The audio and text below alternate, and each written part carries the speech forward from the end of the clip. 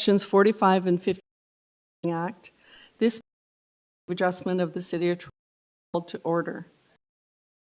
Adjustment considers application provisions of the zoning applies to property and or alter lawful non and consent to sever lots. Acknowledge the land we are meeting on the territory of many nations, including the Mississaugas of the Credit, the Abe, the Chippewa, the Haudenosaunee, and the peoples, and is now home to diverse First Nation and Métis peoples. Toronto is covered by treaty of the Mississaugas of the Credit. Committee of Adjustment meetings are conducted in a hybrid person and virtual format. Participants will make their person and others will participate. The meetings the Toronto City Plan wishing to view the hearing to participate virtually will be connecting with your tablet, smartphone, option of participate video or audio only. Virtual participants will be muted on entry. Called, you will be unmuted by one person at a time. That you mute your device until you're called on to speak. Those participating video appearance will be to panelists when your item is held. During this time, will be enabled. Your 5-minute allotted time. At all other times, or audio will be reinstated. Both in-person and virtual adjustment staff will share questions submitted in accordance with the submission deadline. Webex are not allowed to use screen or any other panel during a video appearance. We will remove you from the panel if you fail to respect. People who want to receive a copy of the decision of the committee on a decision request, and those participating need to submit a written email. Please ensure to include your name, address, and because the Committee of Adjustment, Toronto local appeal body, will be sending notification updates by email. If you do not agree with the decision, you may be able to appeal the decision to the Toronto local appeal body, or in some circumstances, the Ontario Land Tribunal.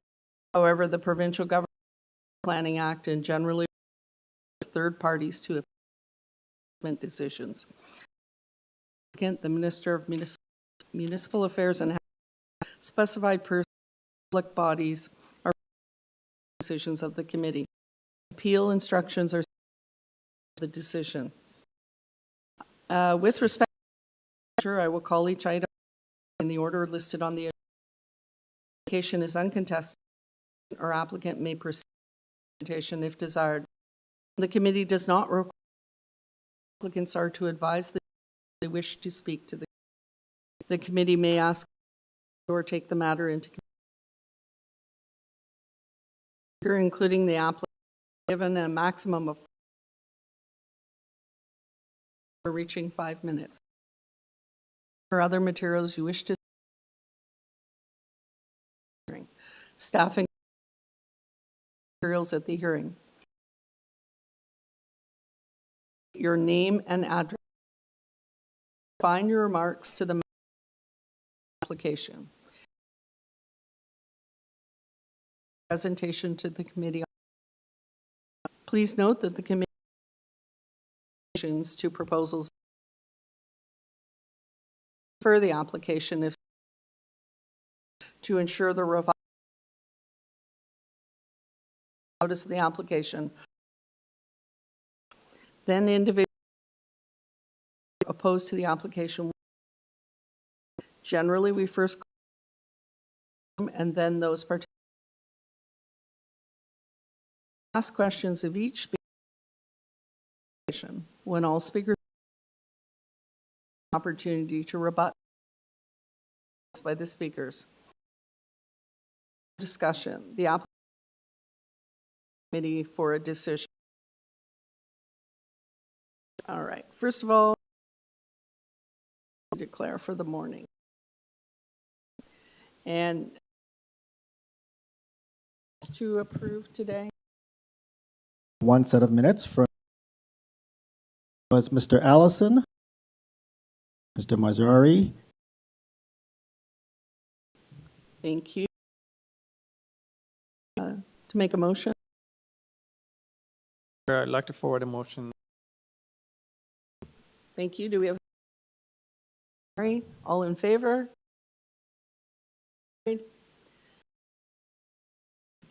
And third items? All right. 140 is to sever whoever our applicant.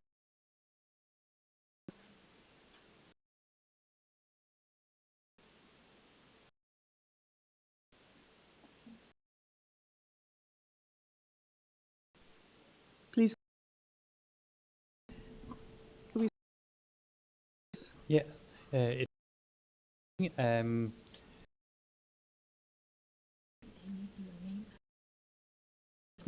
my name is, my address is my, yes. Referral request. I'm an agent carrier York. This application. Okay. Okay, of the Yes. application. Your request. Good morning. Maybe I meet of adjustment. James Payne and construction.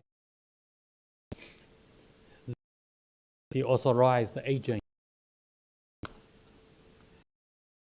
Application at 1 Cuba Avenue. Found the staff dated in the application June 6, 2025.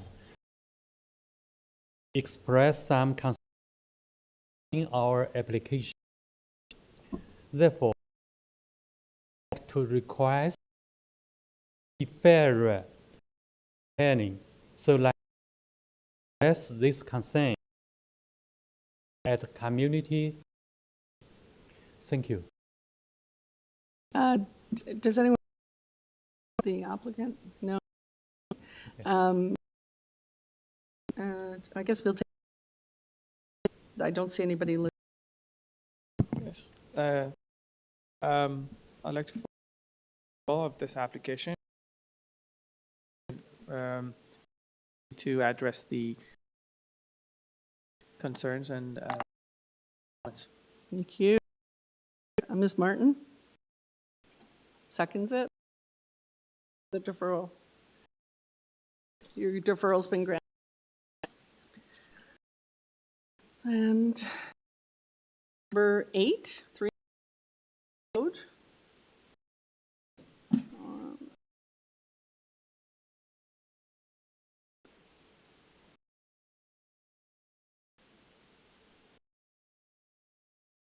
This is an application.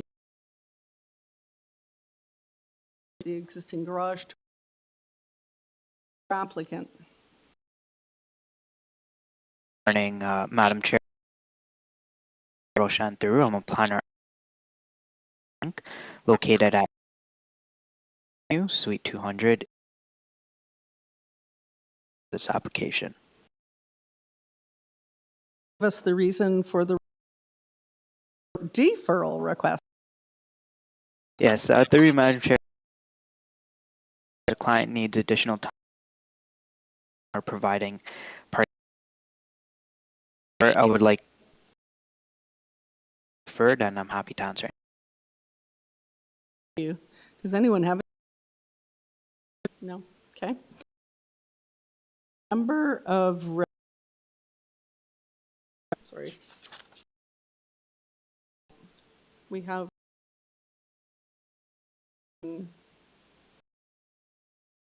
There's no one in the audience on. I think we have some. Madam Chair. Stephanie Ellie, WebEx. Okay. Well, they appeared, so let's take this into make a Like to make a motion. 390 Millwood for the applicant name parking on the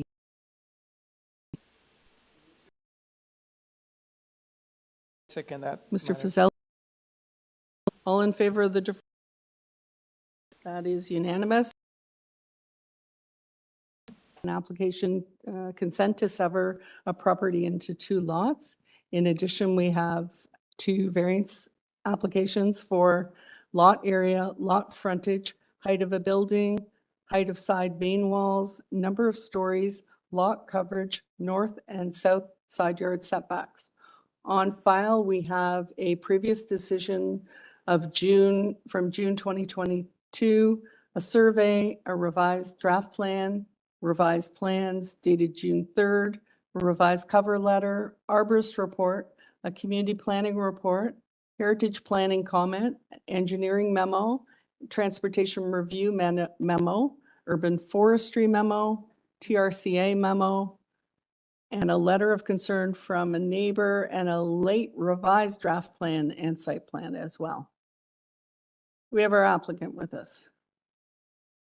Yes, my name is Winston Tom from Toronto School of Health, Inc., property owner of 36 Edmonton Road.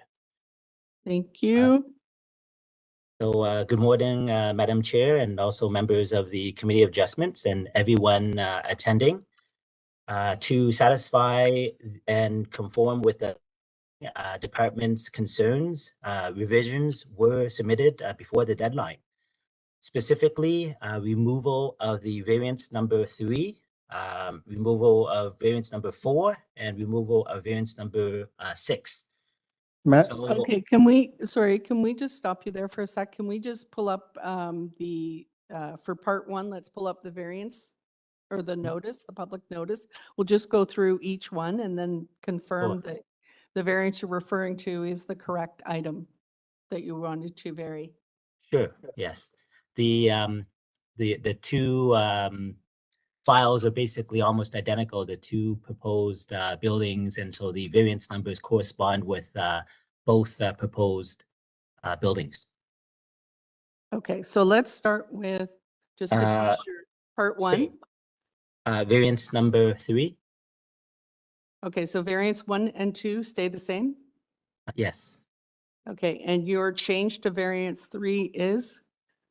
Yes, so it has been lowered by 0.15 meters to reduce the overall building height to 10 meters. So are you deleting that variance? Yes, so we have deleted that variance with the latest submission that was received. All right, and then variance 4, any Yes, change? yes, so the variance 4, the north side roof parapet has been removed. So the roof line was modified so that the side wall height can be measured to the underside of the soffit as 6.85 meters. So that would cause the removal of the variance number 4. Okay, Similarly, with the variance number 6, sorry, no change to 5? no change to 5. Okay, With variance number 6, which was very similar to number 4, the roof line was modified so that the sidewall height can be measured to the underside of the soffit as 6.85. all right, and are there other variance changes, or is that it? No, those were the 3 that the staff report dated June 2nd had concerns with. So we Okay. have removed all 3 of those variances that the staff members were concerned with. Okay, and let's pull up part 2, just to, Okay, for the record. sure. So part two would be it's all basically almost identical to part one.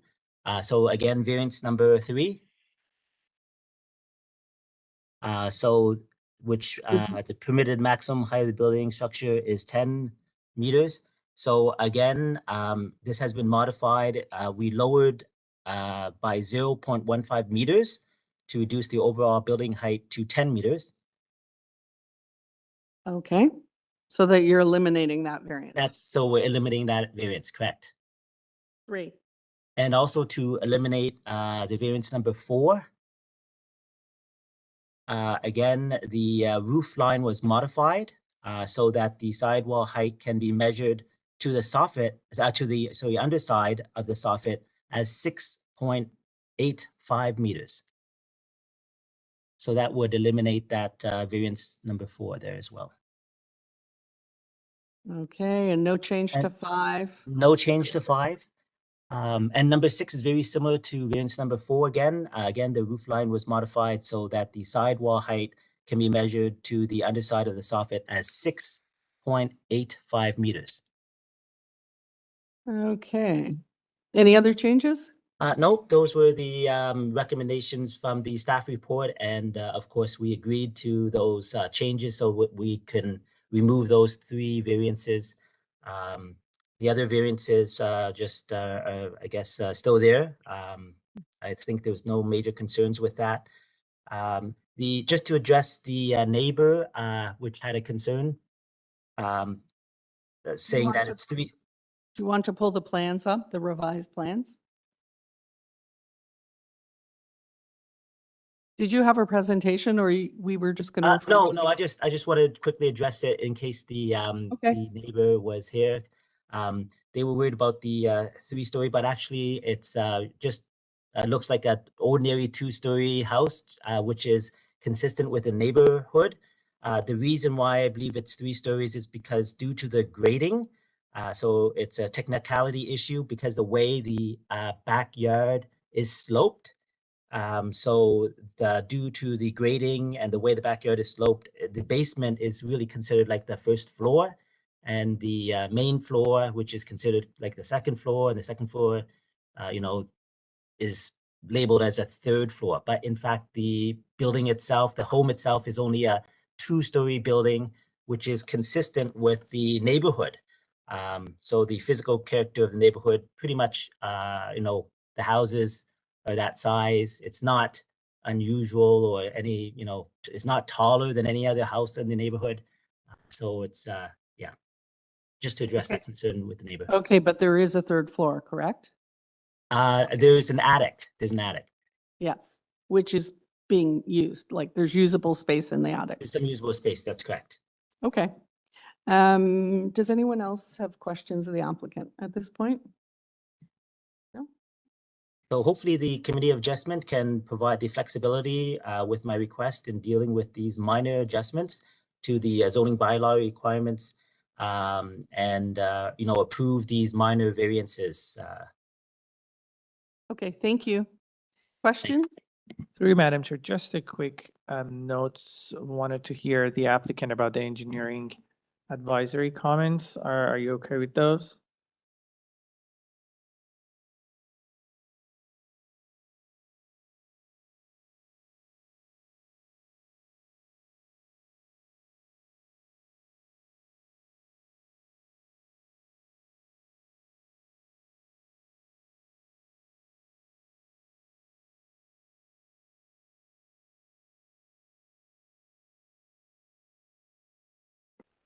All right, we have a number of residents here to speak, I believe. Anyone in the audience on this item, 36 Edmonton, please come forward. And just ensure the microphone is on. Not sure. There it is. Yes, Okay. thank you. Hi, my name's John Laurie, and I live at 14 Squirewood Road, which adjoins the 36 Edmonton in our backyards. We did submit a letter, and basically our primary concern is the 3rd story, the windows in the attic, in that we believe that it'll look right down into our property. We have a swimming pool there, and we have a koi pond. We have quite a significant backyard. For example, someone wandered by last night, and my wife invited them into the backyard, and they described our backyard as an oasis. And we're just quite concerned about the third floor looking down into our property. Thank you. Does anyone have any questions of the resident? Madam Chair, can we just have the speaker repeat his address, please? We missed it. Oh, sorry, they didn't catch your address. It's 14 Squirewood Road. Thank you. Don't think we have any questions. We'll let the applicant address the comments at the end after everyone has spoken, but we have a number of people online to speak as well. Thank you very much. Thank you. All right.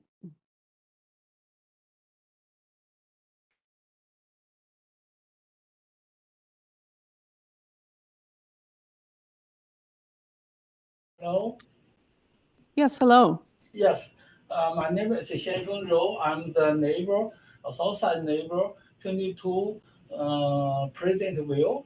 That's right next to 36 Edmonton Road.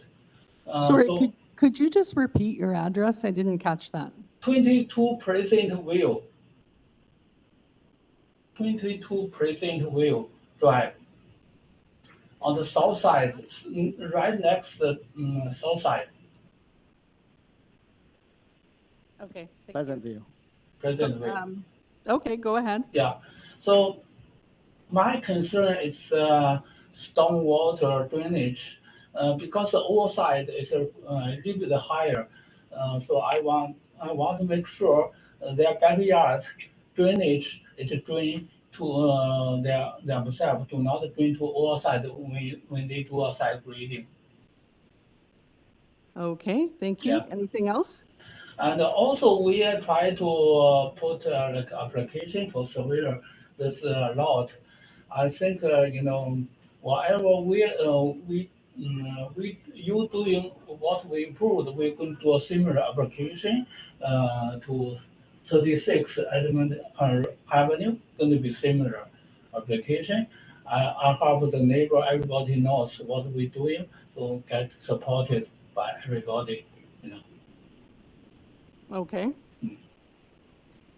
Is that all?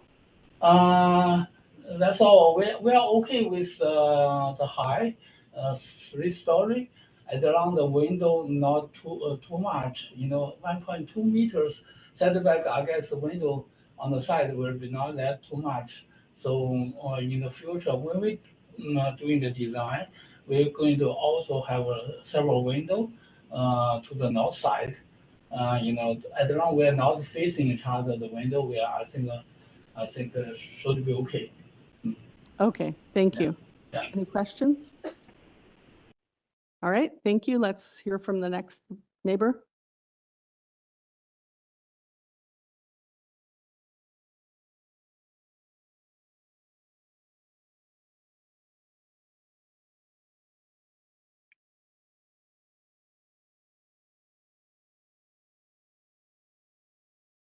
Hi, I am here just to observe. My only concern is this unit, I think is. Sorry, could you start with your name and address, please? Yeah, my name is Poonam Dheer. My address is number 6 Sandwin Court, SANWIN, Court, COURT. Okay, go ahead. My concern is, I think if I'm understanding it well, this was a one house now turning into 2 units. What is the intended use of the second unit? Okay. And in terms of parking and in terms of number of people around that area, because this house is right at the stop sign, and if too many cars stands there, it blocks the road, and also had seen some kind of activities, which is, so I would like to address those issues there, because we want to know what the intended use is and how would they solve the parking issues in that area, and who will be residing other than them. All right, thank you. Next. Sorry, did anyone have any questions for that resident? No, okay.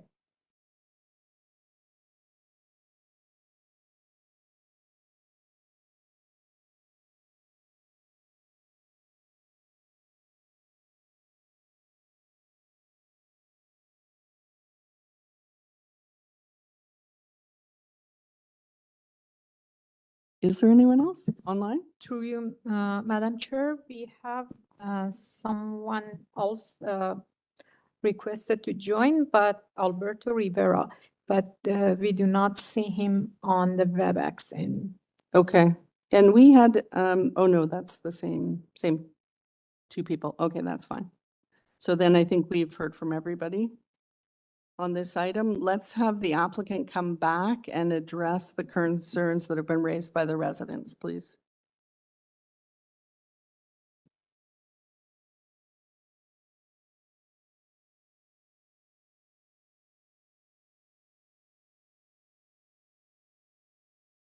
Right, thank you. So again, to address the concerns with the three-story, the building is consistent with the physical character of the neighborhood.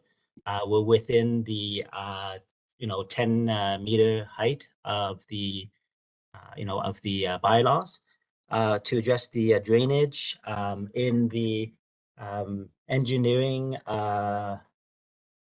memorandum that was dated April 14th, 2025.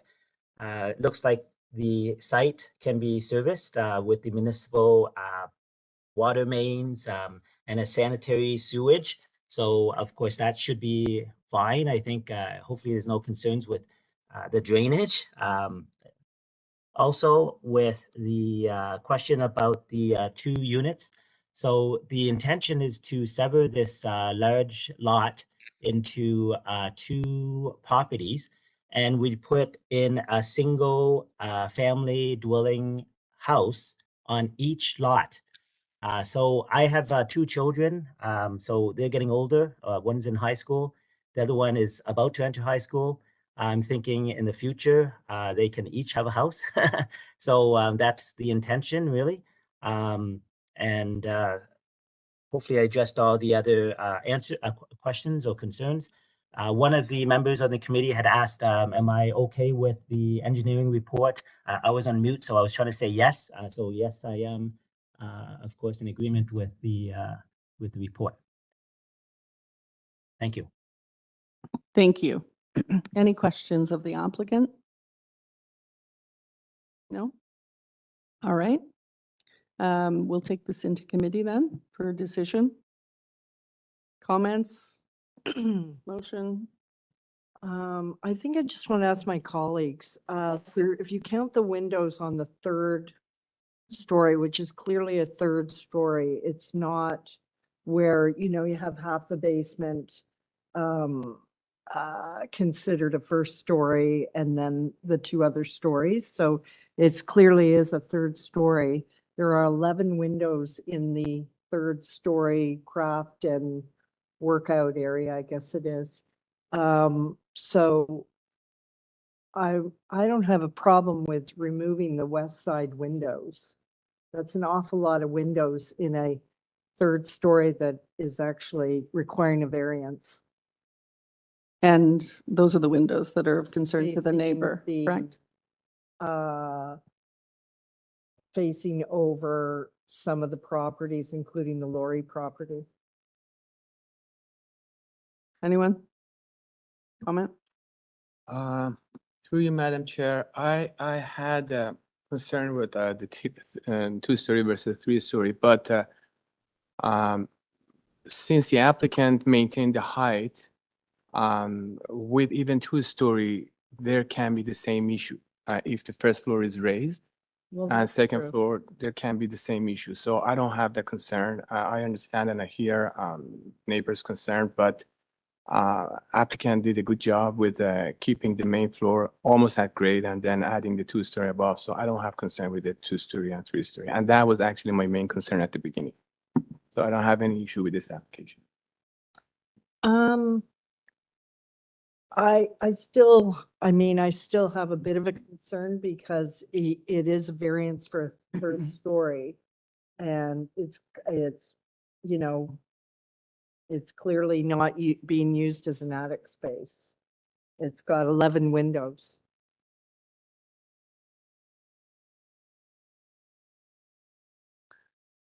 Well, Yeah. as I said, if the 1st floor is raised, then we'll have the second floor and then the basement, there will be the same amount of windows. If you have, let's say, 11-meter height, yes, that would be a problem. Then I would object that. But I think even the applicant is now removing the height variance and also roof height variance. I think it's reasonable. I don't have a specific concern because it can be the same effect on the rear neighbors with 2-story. Yeah, I do understand your rationale. All right, thank you. Any other comments or no? Mr. Bertolo? Sure. With respect to the windows, like my colleague said, if it's 2 or 3 stories, if it's within the height, you can position the windows kind of wherever you like, and you could have the same effect. And frankly, they could add more glass at the rear if they really wanted to. That's not the limiting factor here. So I don't have a problem with it being proposed. All right, does anyone want to make a motion? Through you, Madam Chair, I'd be happy to make a motion, put forward a motion to approve this application subject to urban forestry, as amended, variance number 3 eliminated, variance number 4 eliminated, and variance number 6 eliminated, and also subject to urban forestry condition and also engineering conditions. And I believe planning has standard. Planning has standard conditions, correct. All right, thank you. Do we have a seconder? Mr. Bartolo? All in favor? That is 4 in favor, opposed? Ms. Martin is opposed. The application has been approved. Thank you. All right. Thank you. Thank you very much. Right. Item number 3, 2989 Bathurst Street. This is to facilitate the construction of a 9-story building with 27 residential units, 1 office and 1 retail unit.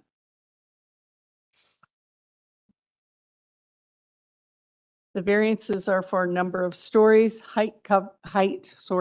coverage, proximity of parking space to residential, location of residential units, platform projections from the main wall, angular plane compliance, and floor space index.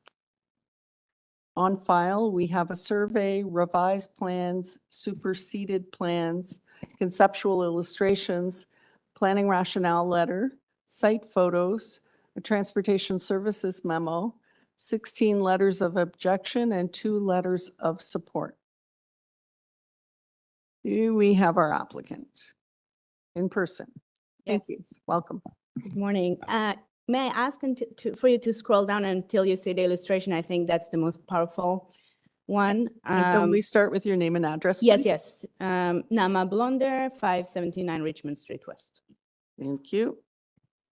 Thank you, Madam Chair, and members of the committee, and thank you for the opportunity to speak here today. Before we begin, I would like to provide important context for this submission today.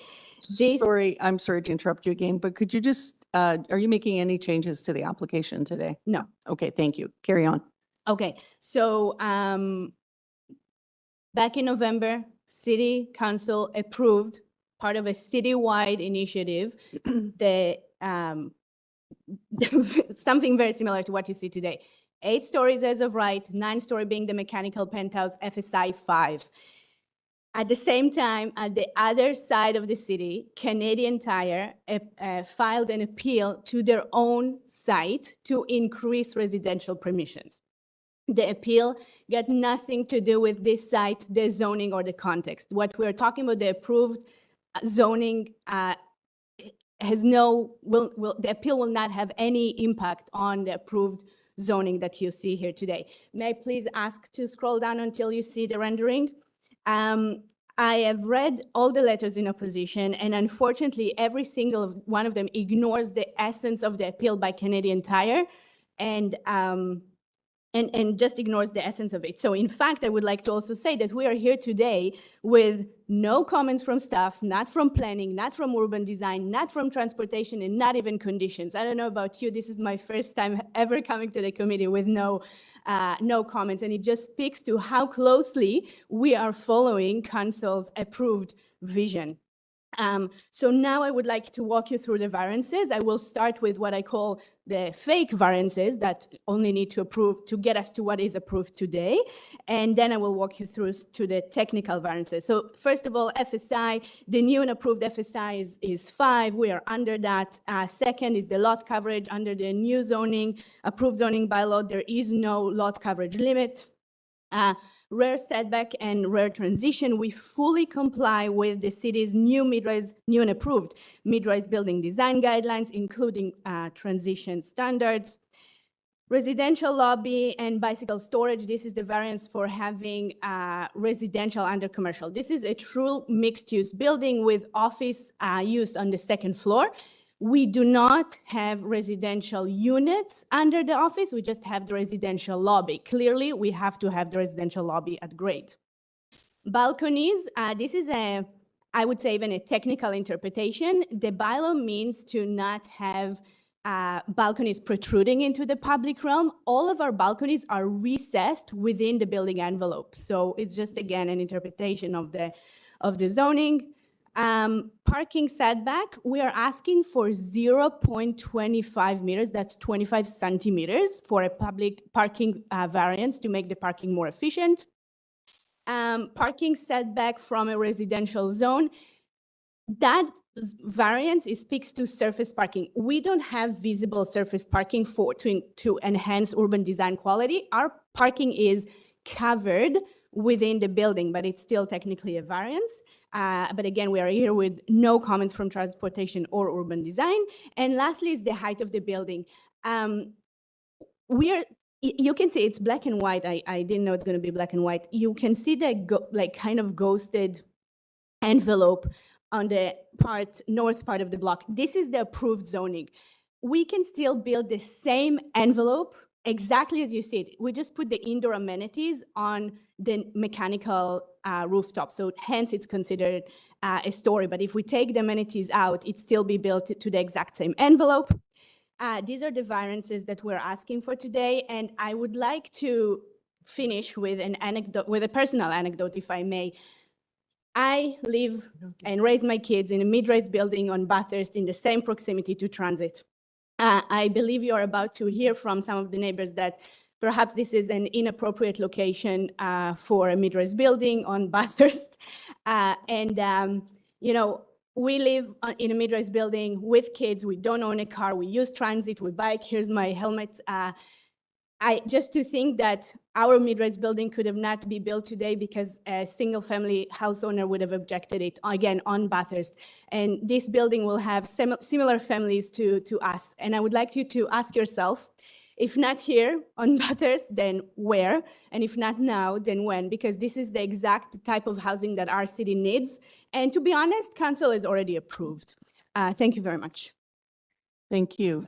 Does anyone have questions for the applicant? Yes, Mr. Marziari.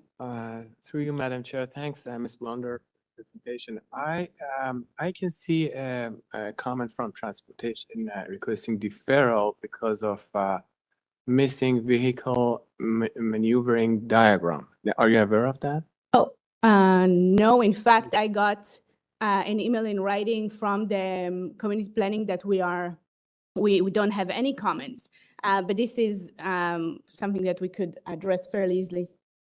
Yeah, and also this is 27 units. We will have site plan control process.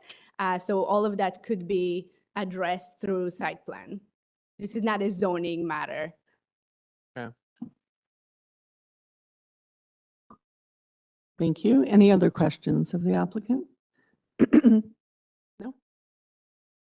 All right. Thank you. Take a seat for a minute and we'll hear from the residents and then we'll come back to you.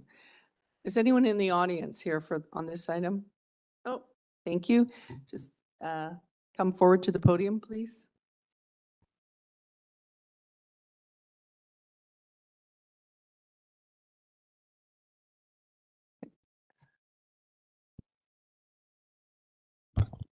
Testing. I think it's on. Name and address first, please. My name is Daniel Marmer. I'm the adjacent residential neighbor at 120 Frontenac. Good to start? Yes, go ahead. Good morning, Madam Chair and members of the committee. I want to start by mentioning that I am pro housing development. It is important to add thoughtful density so that our kids and the next generation can have appropriate housing options. I am, however, not pro development that significantly impedes adjacent neighbors, causes irreversible harm, and is not aligned with the current bylaws nor intent of the planning guidelines. I've attempted to be thoughtful and constructive in my letter and proposed amenable solutions to the proposal. The applicant claims that there is no material impact on our neighborhood. They claim these variances are minor and special exceptions should be granted. They go so far as to say, and I quote, "The reduction in parking setback does not cause any adverse visual or noise impact on the adjacent property." This is one of many instances where they say the proposed development will have no impact on me. How could they possibly know this has no impact on my property when I was never consulted? How is it possible to state that there are no adverse impacts to a proposal that significantly impacts my privacy, noise, and visual surroundings? The applicant has not once engaged myself or my neighbors, nor worked in a collaborative manner with the neighborhood. The committee has seen significant community reaction. 16 families have come forward and voiced concerns and pleaded with the committee to reject this application. As I outlined in my subsequent letter, the only two people who voiced support are two individuals who have nothing to do with the neighborhood and have a curious relationship with Nama from Smart Density. Further, upon seeing the volume of objections, Smart Density uploaded an additional rendering which takes creative liberties in depicting the neighborhood. They created fictitious sidewalks, removed houses at random in order to hide existing density, and yet still when you look at that rendering, you see the very real impact this building will have in towering over our homes and how out of place this looks relative to other buildings on the east side of Bathurst. I have outlined in my letter the technical arguments related to issues surrounding the proposal. To keep it very simple, the City of Toronto Planning, when we received the letter from the City of Toronto Planning, when outlining the variances, they compare them to bylaw 569-213, not 1260-2024. In fact, nowhere in the city's letter do they even mention 1260-2024, not once. Why are we even mentioning this bylaw when it's clearly premature to reference? So how does this building impact me? I'll focus on three very core areas. The building height and stories. The proposed height of 30 meters and 9 stories is a significant variance. The applicant is asking for a 300% story variance and a 20-meter height variance. These requests, when combined with the proposed lot coverage of 85%, will have significant adverse impacts. The building will tower over my home, impact privacy, shade, noise, and add significant density to an already busy intersection. The applicant tries to frame that the building height is really only 26.8 meters. That is factually incorrect. They are ignoring the mechanical room and the amenity space. Further, the applicant has not drafted a parking proposal. How will the increased density practically work? The location is a 20-minute walk from the closest subway and sits on a very congested street with 2 synagogues, 2 schools, and a bank branch. A total of 4 parking spots for 27 units, retail and office, is not sufficient. The parking setback from the residential zone is extremely troublesome. This is an open structure that will have very real noise, light, fumes, and safety issues. As outlined in my letter, the inherent nature of visitor parking is individuals coming and going as they please, and that leads to increased volume of traffic. This variance is a non-starter. The building setback and angular plane will have a very real impact on my home. There will be a large 4-story structure with an open terrace overlooking my front and looking directly into my dining room and daughter's room. How could Smart Density think that a terrace would be allowed when even windows aren't? As outlined in my proposal, between the setbacks, parking, and terraces, this entire east wing is extremely troublesome and must be removed altogether. I also noted in my letter that no arborist study was completed, which is a big oversight. I have large, beautiful trees on my front yard, and some as large as 74 inches in diameter. I would encourage this section to be repurposed for landscaping and greenery for residents of the building. To conclude, the applicant's proposal fails to meet the 4 tests required under the current bylaws and should therefore be refused. The applicant has not consulted with me on the impact to my property, nor considered the very significant negative consequences this would have on my home. The applicant has failed to provide the necessary information required to address any of these issues. Overall, this feels like a half-baked rush attempt to take and looks to take shortcuts to push through a major rezoning. The committee has seen significant outcry from the neighborhood. I trust the committee will reject this proposal in its current form. This will allow the applicant time to work in a more collaborative manner with the neighbors impacted and work towards an amicable outcome. Thank you. Thank you. Does anyone have any questions of the resident? I do. Were you aware of the City of Toronto making changes to the zoning to allow this kind of height on Bathurst? I was aware. You were aware. Did you participate in any of the meetings on that? I was aware after the fact, once this proposal came through. Okay, thank you. So I became aware on May 15th when I received this letter. Right, but you didn't know about the city changing the zoning on this area? No, that's correct. No councillor meetings, nothing on that? I was not aware at all. Okay, thank you. All right, you can sit down and we'll hear from the next resident, please.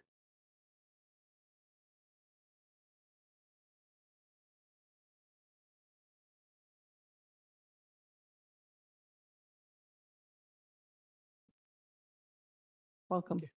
Hello, my name's Ali Ibchilar. I'm the owner of 2991 Bathurst Street, the building adjacent to the, just north of the The site. proposed plan. Okay. So I just want to talk about parking first of all, because I have a clinic and my clinic has 3 parking spots in the back of it and 2 in the front.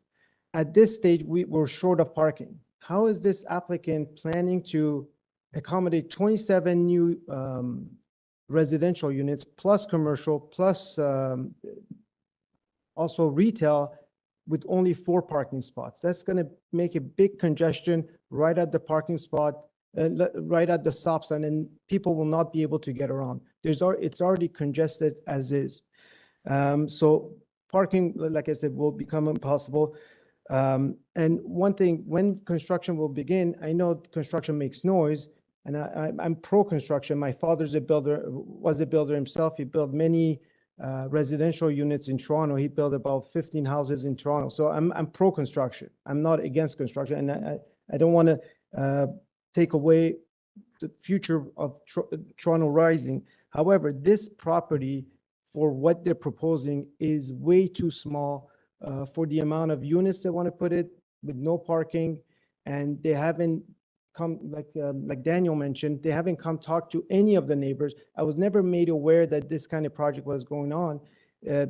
Nobody came to talk to us. I remember when my father was going to the committee, he always used to go talk to the neighbor, I'm planning to do this, and get the agreement of the neighbors. They never came talk to us and mention what they wanted to do. Obviously, there's privacy issues with the building going up, with the windows overlooking the property, and the setback. They're right on the property line on the north side of their building. They're just touching, they're bordering my property. Like the minimum should be 3 feet. I think they're at 25 centimeters. They're right on the property line. So that's a concern there. I have tenants in my building too. The staircase goes right up, so it's going to take away from their privacy and so on. So this is a minor. So basically, this isn't a minor variance. It's a major overdevelopment. The proposed changes go far beyond what should be considered minor. Height has tripled from current zoning allowances. Density increases dramatically with 27 new residential units. Setbacks reduced below required minimums, and parking provisions that don't meet neighborhood needs. And what I think should happen is, before even considering approval, the developer should follow the proper setback requirements, provide adequate parking for all residents or visitors. That's great to have a bike underneath, but they also need to consider that not everybody's going to have a bike. A lot of people will have cars, especially at Bathurst and Lawrence. If you're on King Street, I agree with you. People go with the bus everywhere. I have friends that live on King Street. Over there, everything is done with bus or they take the cab, but not at Bathurst and Lawrence. This is like it's even north of Midtown. Conduct thorough studies on shadows, noise, and traffic. Scale back the project to truly minor variance levels. The proposal would permanently change our neighborhood while providing no benefits to existing residents and businesses like mine. The committee has an opportunity to protect what makes this area special while still allowing reasonable development. I urge you to reject this application as submitted and require the developer to come back with a plan that respects current zoning and neighborhood character. Thank you. Thank you. Does anyone have any questions? I have one question for you. Sorry. Is there any street parking on Bathurst No, Street? there is none. And on adjacent streets? I think on Caribou, the street north of us, there is, but on Frontenac, there's only 2 spots in the front, and by the bank, I know there's no parking. There's maybe 1 handicap parking on the side street, but nothing. All along the Frontenac, there's no parking at all. Okay, thank you. Yeah, thank you. Is there anyone else in the audience here? Okay.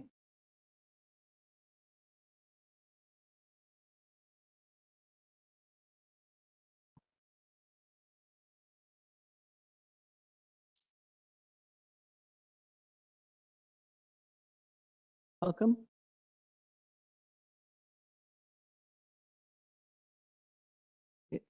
Is it on? I'm not sure. Not red. Oh, now it's red. Okay. My name is Haley Saltzman-Reamer. I'm the resident at 110 Frontenac, and I'm the owner of 110 and 108 Frontenac Avenue. While the picture there is very pretty, again, the dark car is illegally parked. There are no sidewalks there. Both of my properties are missing from there. My homes are not there. So it really isn't a proper depiction of what our streetscape actually looks like. But again, I sent in my letter of objection. You can read what's there. Really, my big concern is I'm not even actually sure why we are here, because bylaw 1260/2024 is non-enforceable. It's not in practice. Besides the fact that she's asking variances above and beyond that, a bylaw that's not even in practice, and we just can't assume it is. These are not minor variances. They are major. They should be a rezoning application issue, and they shouldn't even be in front of Committee of Adjustment. So I'm actually not even sure why we're here. Okay, thank you. Any questions for the applicant or the resident? Nope. Thank you. We'll let the applicant address those. Next.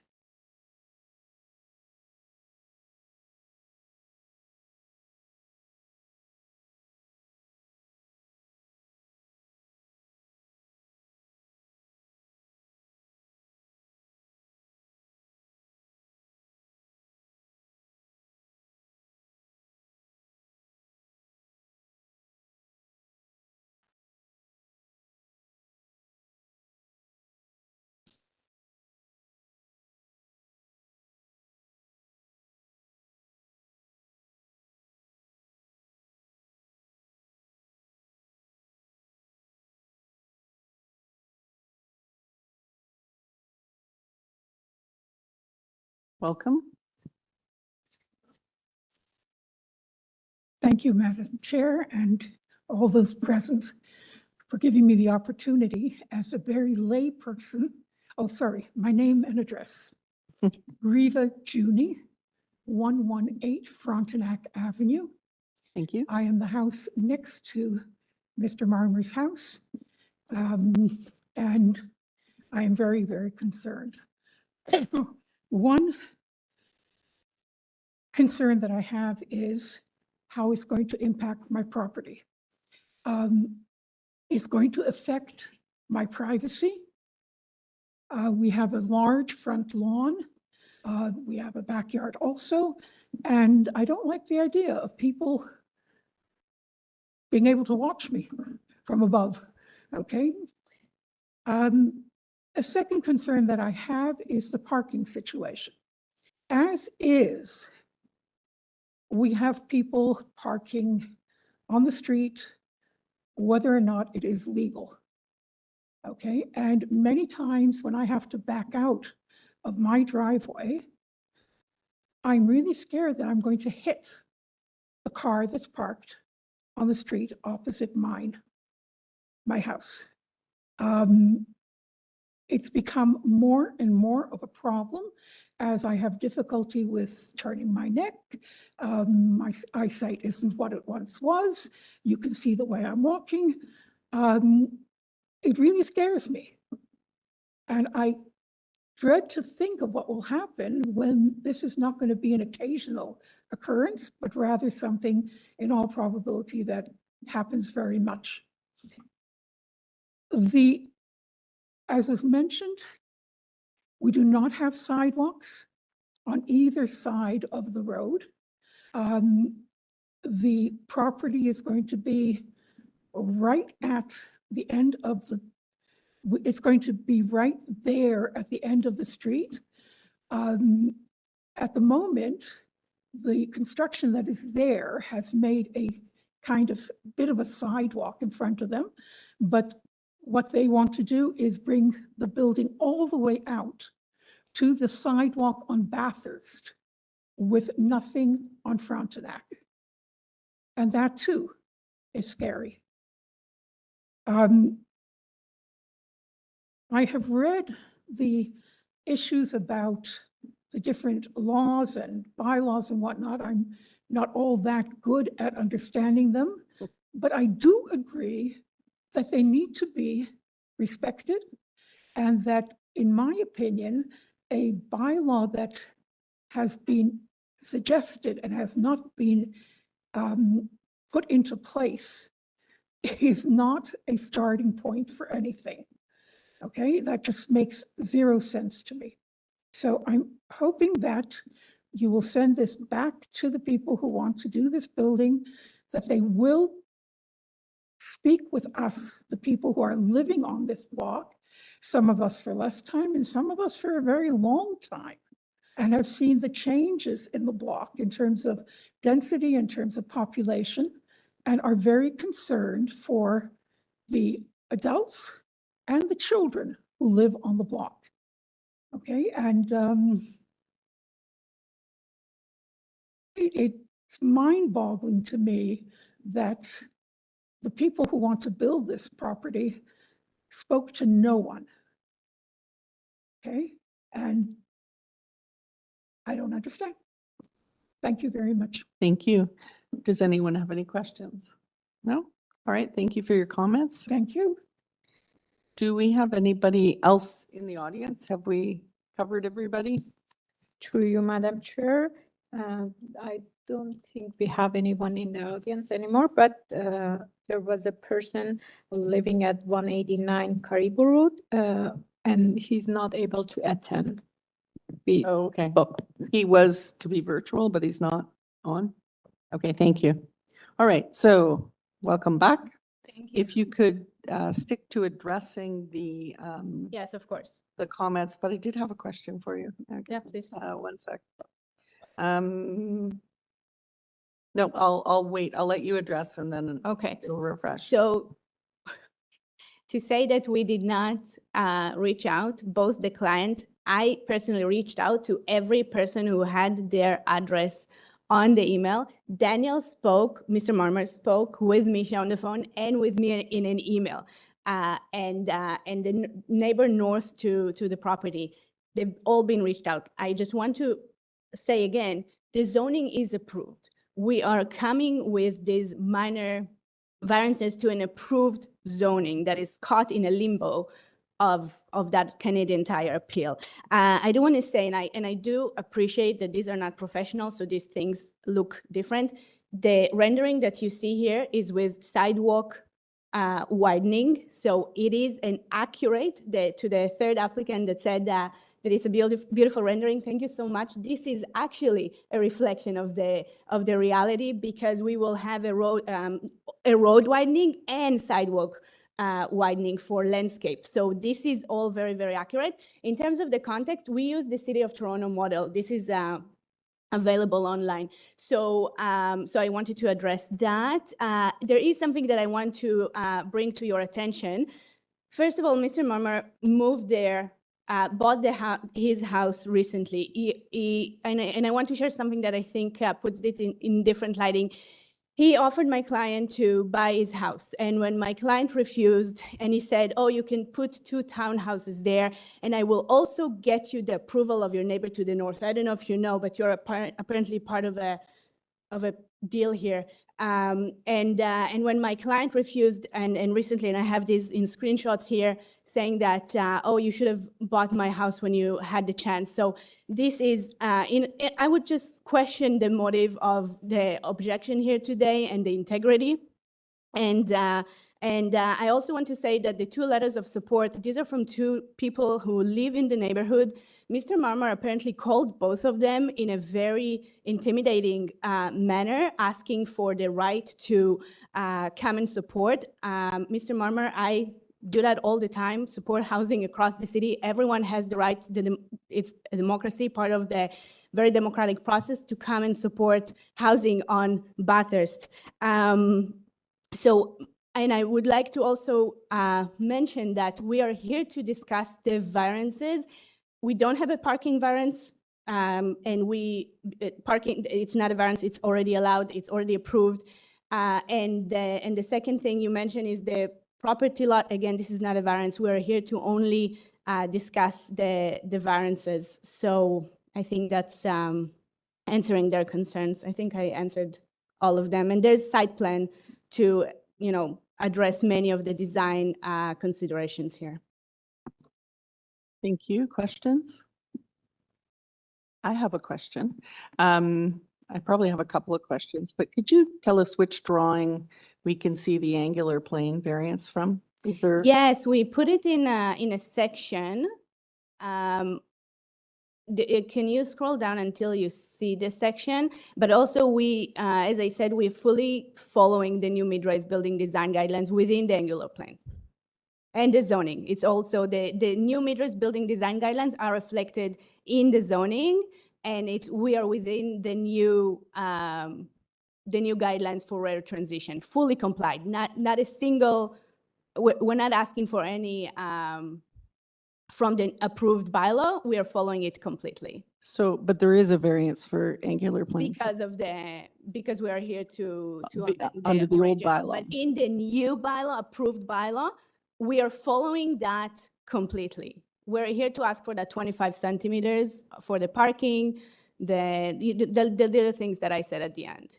And the setback for the parking's on the, did I read the south side? Yeah, so it's only because it's technically, we wanted to avoid underground parking here. Okay, it's so expensive, it kills projects. It is technically surface parking, but it's not. It's completely wrapped. There's no visual, you don't see the parking. You're not allowed to have surface parking in the front. We have to put it in the back. It's corner lot. We wrapped it. You won't be able to see it. It's within the building envelope, but technically because it's surface parking, it is considered the same way that I said about the balconies. It's fully within, but it's because it's a balcony, we have a balcony variance. And the setback, I take it, is because you're providing a road widening and like you've chopped the site small. Exactly, and we needed that for really parking efficiency is really important, and we just need that 0.25 meters. And what is the treatment between this property and the neighbor in terms of? So I put it in writing for Mr. Marmar that we will work in the design details to mitigate. I sent Mr. Marmar a photo of a 3-meter railing that we could put as a screen to mitigate from any direct views, and said this is a design detail. I can't say it here, but it could mitigate it as a screen, and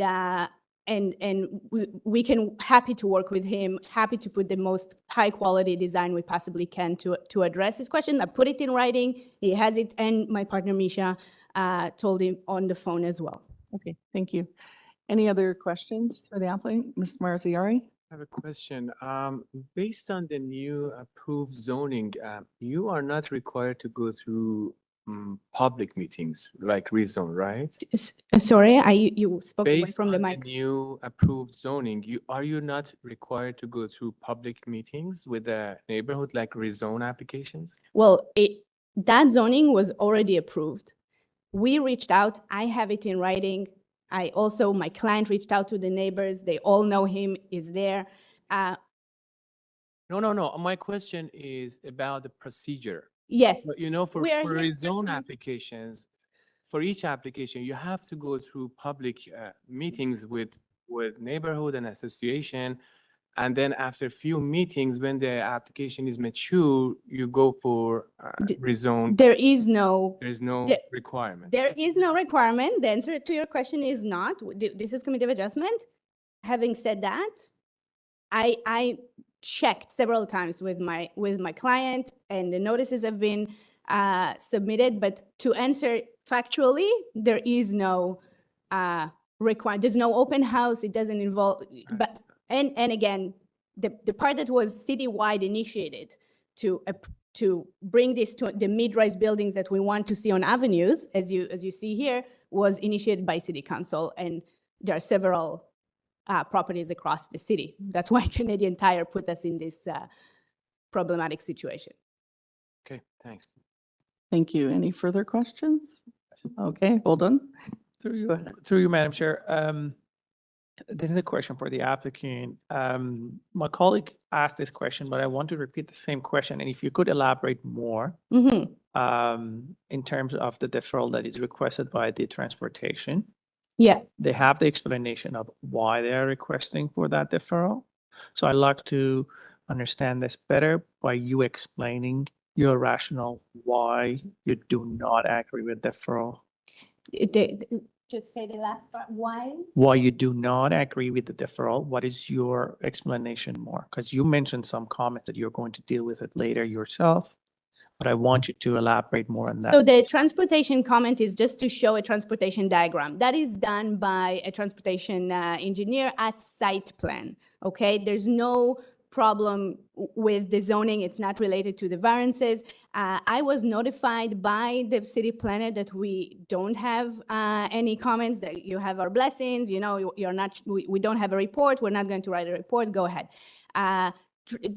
Through site plan, which is a process that takes about 18 months, and we circulate the package to every department in the city, gets their comments and reflect back, this is site plan control, we will be able to address that comment. I do not think this a reason to defer this application because of a technical transportation diagram that we will be able to solve anyway. And if we're not able to solve it, let's go with the worst case scenario, we won't get site plan, right? And we won't be able to build that building. So I don't want to make this an issue here today because it's not. We have 18 months in front of us of going back and forth with the city, making every department happy. It takes time, and we will, it's solvable. Thank you. Just one further question about the change to the zoning. Yeah. How does it, it's not site-specific zoning, is it? No. It's to the, is it to the CR zone? That's why in the rendering, we showed the approved zoning, so you can imagine how the entire blocks look like with the road widening, with the wider, nicer sidewalks, with everything. Thank you. It's approved. That's the approved. That's what we could build. And that's a really important point. We can build this exact envelope under the approved zoning. We're not asking for this to be like pie in the sky, reimagined. No, this is already approved. All right, thank you. Go ahead, Ms. Martin. So I just want to get this straight. So if there's a change in the zoning bylaw. Yeah. Why are these variants in front of us today? So it was approved by City Council November 13th. Because it's citywide on a few properties, Canadian Tire in Scarborough appealed the zoning to increase residential permissions on their site. They want more. Canadian Tire in Scarborough, they want more. Because of that, they appealed the bylaw. All of us in it. Their last hearing was May 1st. OLT takes 90 days to release their, we believe that we will also be scoped out, but doesn't matter. We're now stuck in the limbo. OLT hearings take a long time. We need this housing. I don't want us to be here stuck because Canadian Tire appealed in the other side of the city. That's why we are here. It is approved. The appeal does not change anything in our site and will not impact our site. It's not about our site. No one appealed our site, and it is approved. All I'm asking, and yes, it is a little bit ironically, to have a variance to an approved zoning. That's why we're here. So can you go over which variances essentially would be eliminated? Yes. With the new zoning bylaw? The eliminated ones are going to be the FSI, we're under the approved. Lot coverage. Through the numbers, yeah. FSI 5, we're under that. The second one, lot coverage is going to be eliminated. There's no lot coverage limit under the new and approved one. Rear setback and rear transition and the angular plane, Madam Chair, to your question, these are going to be eliminated. We are within what is approved. Which, did you say one is eliminated or no? These are the eliminated ones. Yeah, 1, 2, which, just the I'm numbers. sorry, I can't see from, In the public notice, so The- it's clear. So let's see. No, so height of the building, as I said, it's because we put indoor amenities on the mechanical Number rooftop. one, Yeah. you have So- 9 stories, 3 is allowed. Is that eliminated? It is still technically a variance because we're putting an indoor amenities on the 9th story. If So we, this is the question, like, what are the actual variances? Because we're getting, you're The saying actual it's totally variances that you approved, need- but you're saying there are variances. no, But the it's not- question, Yeah, sorry, go ahead. sorry. What is in front of you, these are the things that we need approved today to match it to the new approved zoning. And there are some modifications and additions that we, even if, let's say the appeal is resolved tomorrow, I would still have to come here and ask for the 0.25 meters. I would still have to come and ask, okay, I'm answering is that okay, the way I'm answering your question? Is that clear? This is the information we need, like, what would what were your variances be? Because, the whole thing is that you're telling us that you could walk away and build this building with the new zoning bylaw, but now I'm hearing that there will be some So when, variances.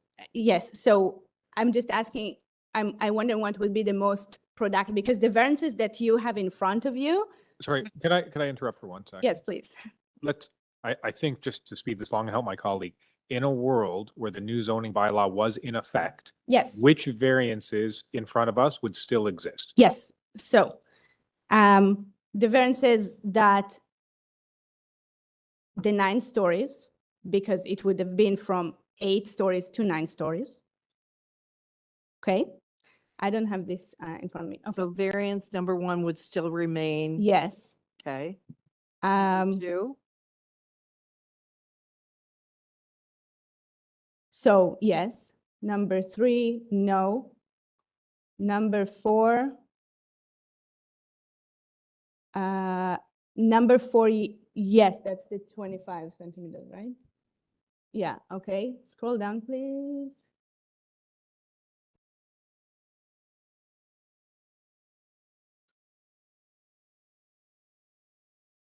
So the question though, too, you're saying 1 and 2 would remain. Would they remain the exact same that they No. are? No. That's what No. we're trying to get at. No, no, no. I can just interject for a sec. So variance 1 would be for 1 additional story because 8 will be permitted. They're asking for 9. Trying to get that from like, it's got to be clear for us, right? Mhm. So what is it? So it's 1 additional story. So whereas there, 8 are permitted, 9 are asked for, in other words. Yes. Yeah. So it'd be 1 additional story. Yeah. And then for number 2, I take it the height still exceeds, what's the maximum height in the new zoning? Well, Do we know? Yeah, what's the maximum height? the thing is, the building envelope that you see is approved by the zoning. Because we put, I'm sorry, this is really, I know. because we are suggesting indoor amenities on the 9th floor, it is technically considered a story. Without the indoor amenities, I could still have the mechanical penthouse built to the exact same height, exact same everything. So technically, it will be considered a story because of the indoor amenities. It is not really affect the envelope of the building, okay? So, but what is the maximum height in meters of the building? Do you know? I will For the I will zoning? get it Okay. in a moment, okay? And then are there any other variances that would still apply? So yeah, so the 0.25 meters for the parking, technically what I explained about the balconies, it's still, but again, they're all resistant within the building, and the residential lobby being under the office, but I have to have it on that. So Still apply. It's a variance, but I have to have the residential lobby at grade, right? So Okay. So just the clarification then, do we have the number?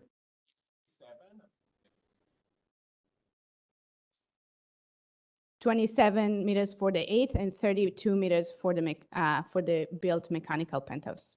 Right. Okay. Okay. Thank you. I think we've exhausted this discussion, and Madam we'll Chair. take it into committee. Thank you. All right, who wants to comment or otherwise? I can start, I think. I think there is merit in the application generally because, you know, it is the direction of the city to increase the density on some of these major streets. So I totally understand it.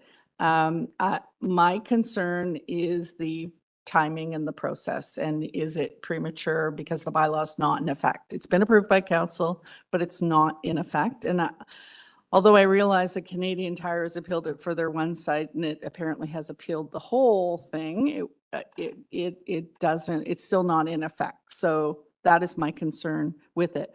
I sympathize with the residents, or I can't feel like I'm have my back to you, but you're over there. I sympathize with you, but I believe the city's direction is to increase density in some of these streets. There's no parking variance, and I understand parking is an issue in neighborhoods as well. The no sidewalk, I get that too, but presumably, you know, if anyone were to develop on Frontenac, they probably have to give a road widening for a sidewalk as well. But I share your concerns, but it is a common thing. I mean, they've experienced it on Avenue Road and some of the other streets where they have apartment buildings adjacent to the detached residential neighborhood. So generally, I don't have a problem with it. It's more the timing for me. And is it something that is appropriate to approve with these variances now? That's my concern. So I'll stop talking and let someone else.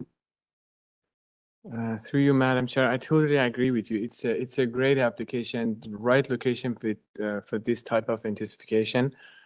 I like the design. Everything is great, but as you said, it's just premature. I can't vote on this application with the variances that are in front of us. At least I'd like to see comment from the planning staff, just confirming that this is the new bylaw and what you're getting.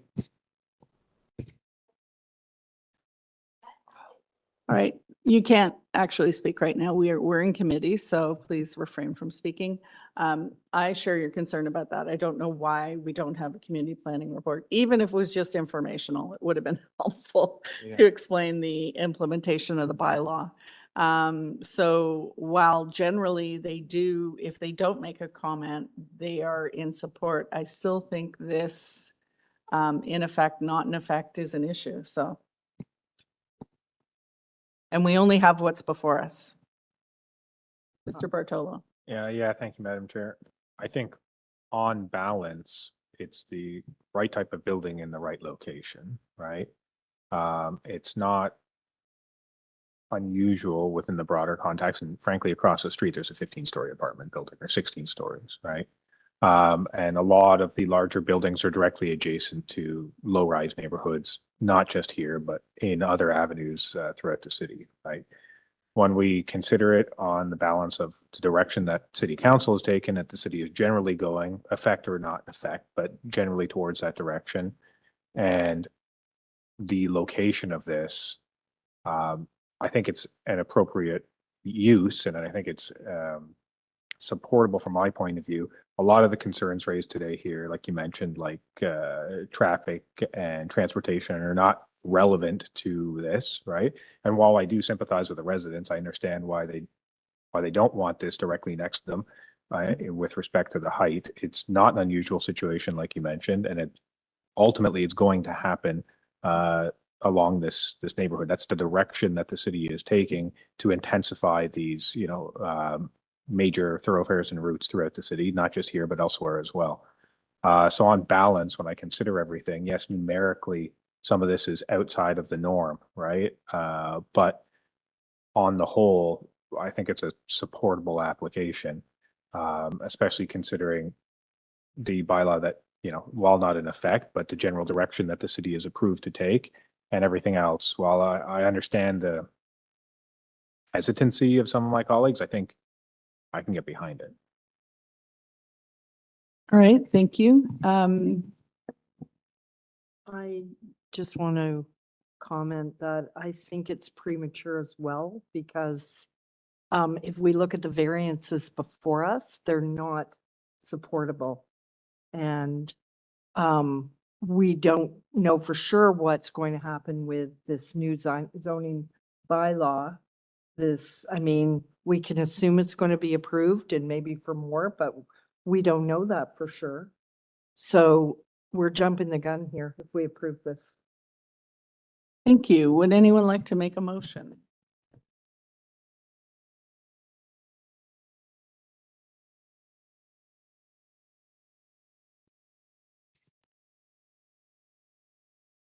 I mean, there possibly a deferral is possible. I know we've had a long conversation, but in this case, once the bylaw is in effect, it's perfectly reasonable to bring it back. So it's an option. Through you, Madam Chair, if the deferral would be happening, but it's a matter of like understanding when the application is going to be scheduled, right?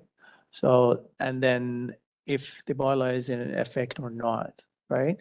So if the staff like is scheduled and the bylaw is still in appeal, then same situation will be happening, right? But it wouldn't be scheduled until, That's what I'm thinking through It's up you, to- if we could check, like, is it going to be in place in such process? if will we be were the- to defer this, Mr. Secretary Treasurer, it's up to the applicant to indicate when it could go back. That's correct. There's no point in bringing it back if there isn't a definitive answer to your question. We'd be back to square one again. So it could be deferred, whatever. Doesn't have to If- be scheduled. I would recommend, though, if you defer, you'd have to lay out clear conditions when the application should be brought back. So the applicant, in fairness, knows what they're supposed to do. Okay. So I'm happy to make a motion to defer this application to further support the new zoning bylaw in the future when we have more concrete information in front of us. So maybe just to clarify, that the application be returned to committee once the bylaw is in effect, or Yes. or dealt with one way or When another. that the applicant come forward with the new application when the bylaws are clearly in effect, so that we have very clear information in front of us. And I don't have the zoning bylaw number in front of me, but I assume staff have that. Thank you. May I make one friendly amendment or comment on the motion? Sure. Right. If it's going to be deferred, I would allow it to be open-ended for the applicant to bring it back when they feel is appropriate. We don't know when this is going to happen. They could change the application to conform to a bylaw or reduce the height or something like that. So I think they know, generally speaking, what the opinion of the committee is, and that from this conversation they've heard, and they kind of have their marching orders. But I wouldn't be so restrictive as to say it can only come back when X happens. It could be problematic. Fair enough. So to amend that deferral, that the applicant come back when they deem appropriate, and that when they deem that their variances meet the 4 tests and are appropriate to this, and are appropriate, or are appropriate to the new zoning bylaw. Does that cover it? A bit much. It's murky in my mind, only because if you leave it in their basket of when they believe that they are satisfying the 4 tests, they can come anytime. In fact, they would be correct if they ask for decision right now. Otherwise, they wouldn't be before you, right? You have the 4 test to review their application. So if you give that condition, they have the right to ask for a decision right now because they have met your condition. Mhm. In their mind, they have met the 4 test. So you can't make it a future condition. Then what about we just make it subject to, they bring it back when they feel it's appropriate. If they bring it back a month from now and the bylaw is still not in effect, I think they know what we would be saying. So I mean, you suggested that we put a condition to that. And my suggestion was that when that bylaw has been resolved, in effect or otherwise. Knowing that it could take some time for that bylaw Yep. to be approved and given a bylaw number. Either that or we stop the back and forth and we just make a motion for whatever, approval or refusal. Yeah, because Giuseppe had a good point, right? Yeah, for sure, for sure.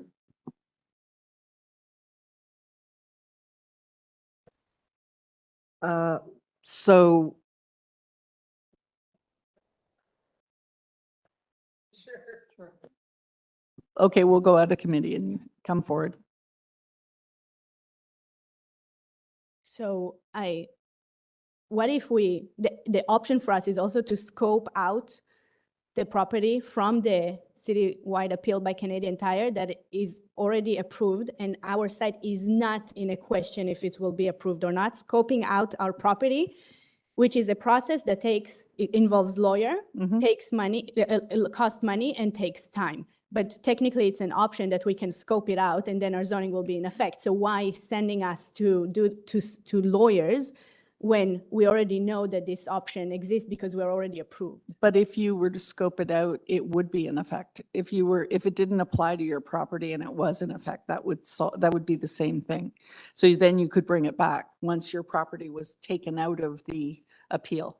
Yeah, we just wanted to avoid. I'm surprised it hasn't been scoped. Usually when applicants appeal a zoning bylaw, like especially a citywide one, they will scope it to their property. So yeah. I called OLT, the hearing was on May 1st, and they said we take 90 days to come, and we had today's date. It's just everything, we're in a housing crisis and everything makes everything longer as a direct impact on that. So we were hoping to avoid this scoping out, paying a lawyer thousands of dollars to be scoped out of a technical, something that we are already approved. Well, I don't think that's really required. I think that that your lawyer can talk to the lawyer of the appeal and deal with it. But anyway, we're not going to debate that here. But basically, once the zoning has been resolved, the results of the citywide zoning bylaw have been resolved for this property. Let's put it that way. That deals with scoping, I believe, and that should suffice. If you're out of committee, there is a neighbor here who is anxious to say something. I will leave it in your hands. I mean, only if it's, we don't want to hear the comments rehashed, so.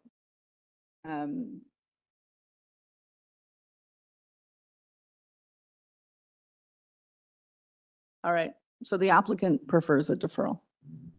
But I don't want to rehash any comments. What I want to say is the variances that we're asking for now are for the specific bylaw that's in effect right now. So if she's asking for 9 stories and you're allowed 3 stories, then that's what she's asking for now. So that's what you're ruling on right now. So whether there's a bylaw that's been approved, but it's under appeal, that's not the bylaw that she has to ask for.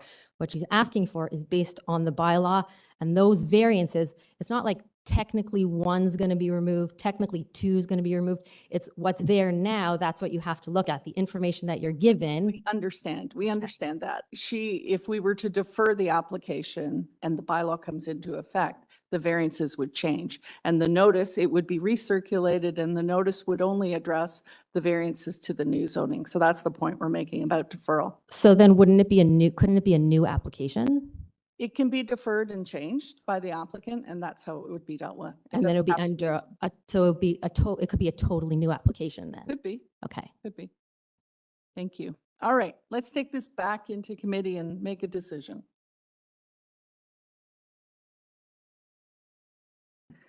Does somebody Right. want? Through you, Madam Chair, I've heard this case. I think we had very good conversations, comments. I've heard both sides.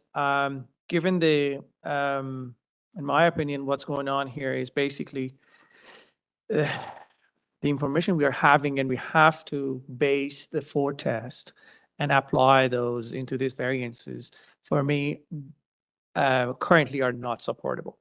So, and I just take this into the consideration that we are here to apply this for foretest. It makes it very clear. Based on that, right now, what is in front of us and what the bylaws are saying, it's not supportable. Therefore, I forward a motion to refuse this application. We heard everything, so once, I'm not going to comment further because everything is clear about the process. That's the motion. Thank you. Do we have a seconder? We do not have a seconder, so that motion fails. Do we have another motion?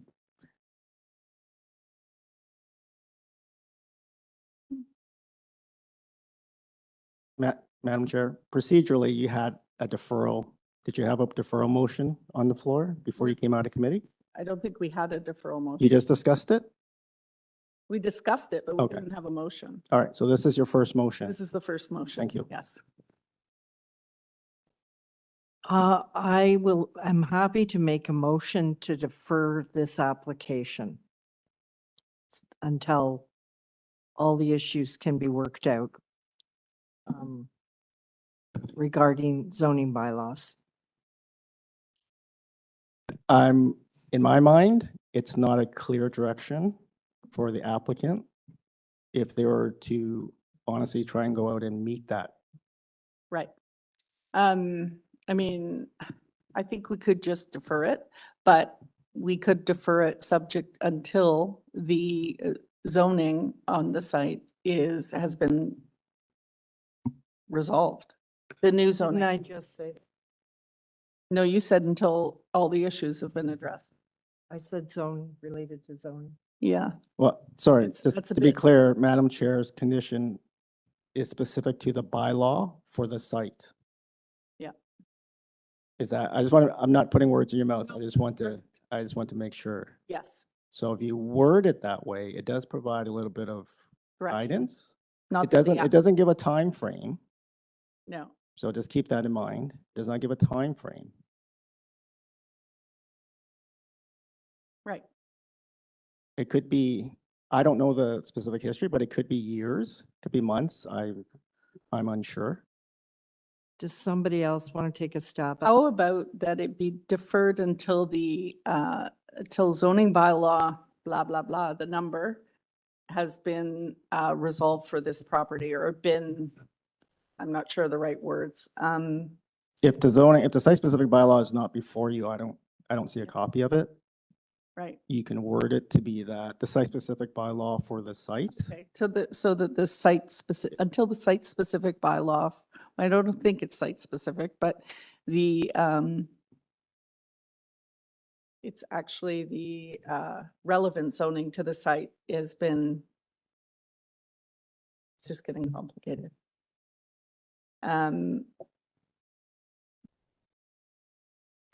It is, I just prefer that it say that the zoning bylaw, whatever the new zoning is, has been enacted. enacted for this site. Or enacted, I mean, it really has to be for the site, right? So just to be clear.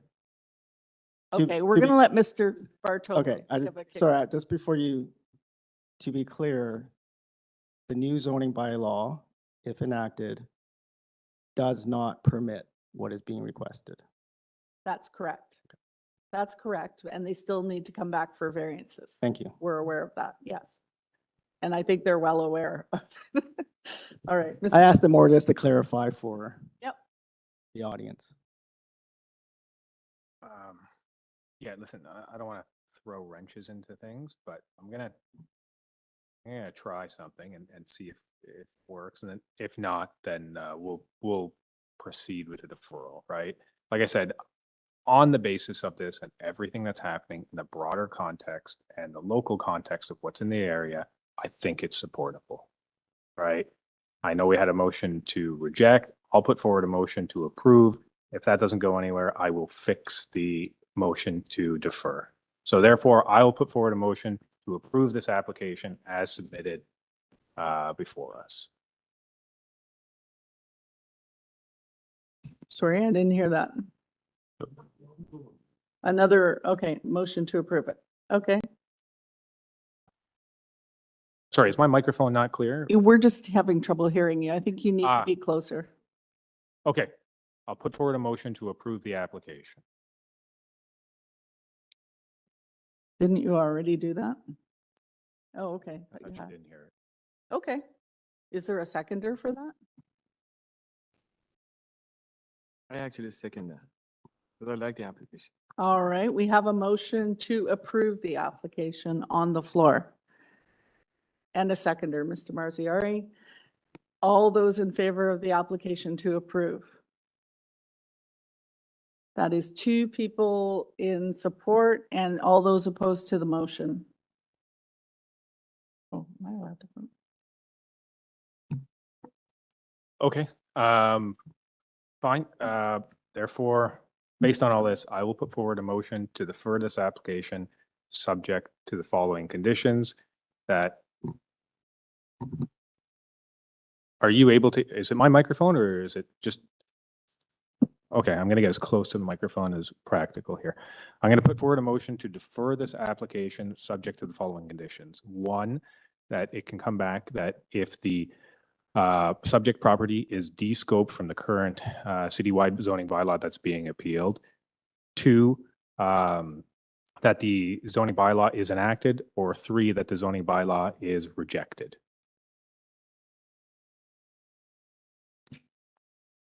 Okay, I think de-scoped is not the right word because that's. Fair enough. out of That the the city. subject property is no longer the subject of an appeal. That's a better way of wording it.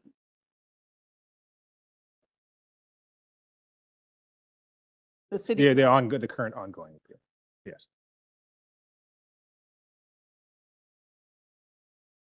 Sorry, you can't talk. I mean, I think it's wordy, but I think it captures.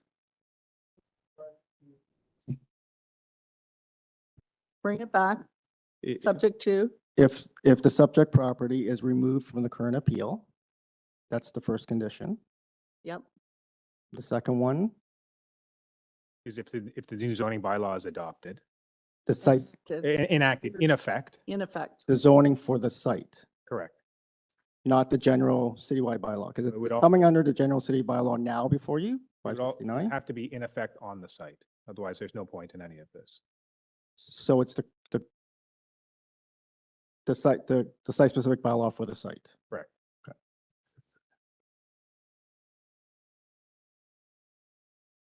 Also to address transportation's concerns.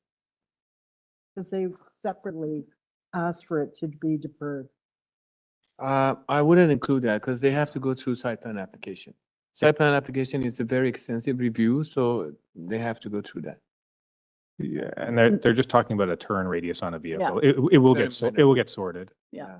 Okay. This is just a preliminary review. So do we only have 2 conditions then? Is that just to clarify, or do we still? And the third one, I said, if the site specific zoning bylaw is rejected, essentially, they can come back with a Oh, okay. different proposal. Well, they could anyway. I suppose they could anyways. All right. Okay, do we have a seconder? If it's an acceptable motion, yeah, I second that. Mr. Marziari, you can't condition your seconding. All right, all those in favor of the motion that we have on the floor? That is 4 in support, all opposed? Mr. Fazeli is opposed. All right, your application has been deferred. Madam I Chair, think can we have a need break? A 5-minute break from that. Thank you.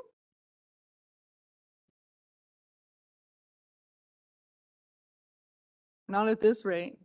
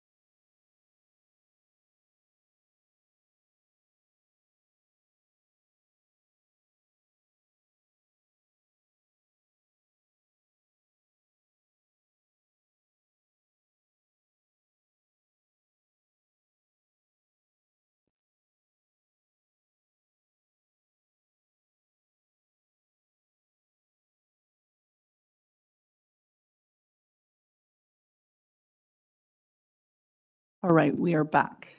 Item number 4, 7 Langbourne Place. This is an application for a new 2-story duplex. The variances are for height of side exterior main walls, height of first floor above established grade, driveway width, front yard landscaping, and percent of front yard soft landscaping, front porch encroachment into front yard setback, front canopy encroachment, exterior stair width, and rear deck encroachment into rear yard setback, front yard setback, west side yard setback, front porch height above established grade. On file, we have a survey, a revised site plan June 5th, a revision memo from the applicant June 4th, plans, supporting materials, a community planning report, transportation services memo, and 3 letters of objection. Is our applicant with us? Hi. Hi, good morning, Madam Chair. And your It's name? actually afternoon already. Yes, it is. Name and address first, please. Hi, my name is Nushin Mozaffari from Hyphen Studio, 3429 Young Street, Unit 5.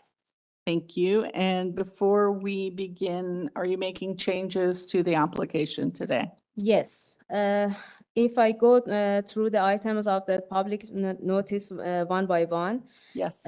We have made some revisions to the application in back and forth with the planning, and also on top of those improvements, we added some more in response to the concerns of the neighborhood.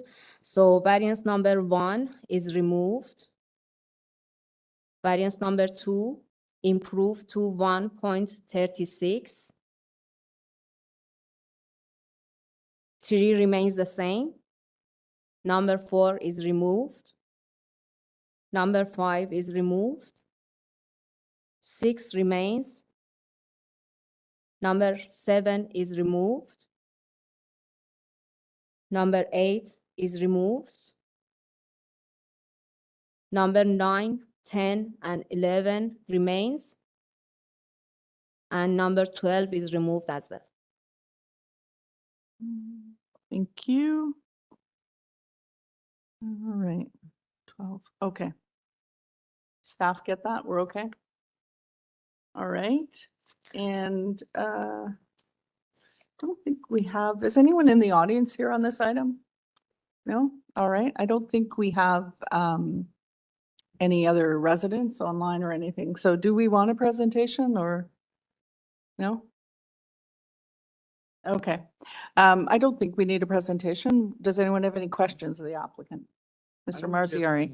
Through you, Madam Chair, I don't need a presentation, but I just want the applicant to briefly address variance number 10 and planning rationale for that. How did you end up with this front yard setback?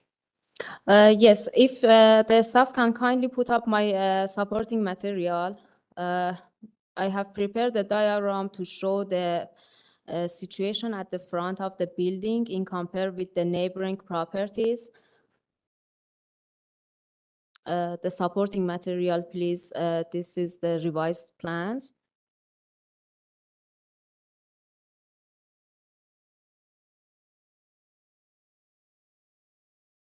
We have some presentation material.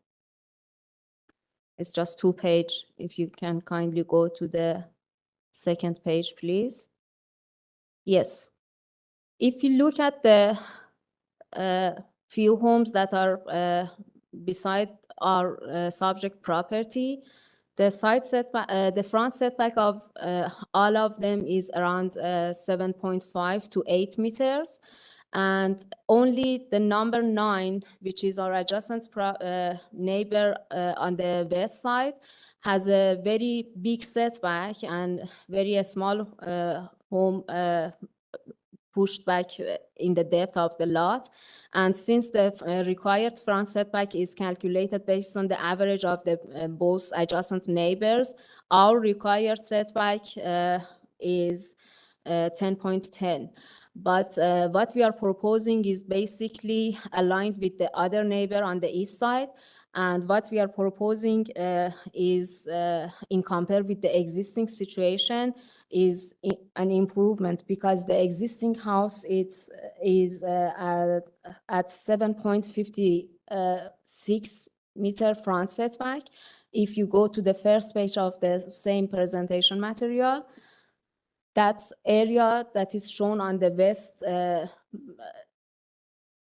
corner, that's the existing house, and we are improving the existing situation for the front setback and also the west side setback. So although we are asking for these variances, we are improving both items in compare with the existing. And you know better than me, these matters are somehow in relative to other neighboring properties. If you just imagine that number 9 wanted to develop her property before us, the average setback of number 9 would be between 7, which is our property, and 11 on the other side, and they could bring the new developments toward the front, and then the average of neighbors for our setback would be even less. That's why we are asking for this variance, and also consequently the encroachment of the porch is calculated from that required setback, which is shown by a dash line there, and but the actual porch is only 6 feet. So the reason for these two variances is the configuration of the site located at the curve and the very big front setback of one of the adjacent neighbors. Okay, thanks. Thank you. Any other questions? No? All right, we'll take it into committee. Thank you. All right, does anyone want to put forward a motion or have a comment? Through you, Madam Chair, I'm ready to make a motion. I think the application is supportable after the changes that the applicant has made. So the motion is approval of this application as amended. I think I will go over do I need to go over them again?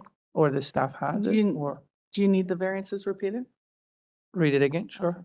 Yeah, so variance number 1 is eliminated, variance number 2 improved to 1.36, and variance number 3 is remained, number 4 removed, number 5 removed, 6 remained, 7th, 8 removed, 9 and 10th and 11 remained, and 12 removed, correct, right? All right, and let me look at the conditions. The subject to conditions to the, I believe, transportation, and that is it. Okay, thank you. Do we have a seconder? Mr. Marziari, all in favor? That is unanimous. The application's been approved. Thank you. All right, item number 5, 48 Blue Ridge Road. This is an application for a new 2-story dwelling.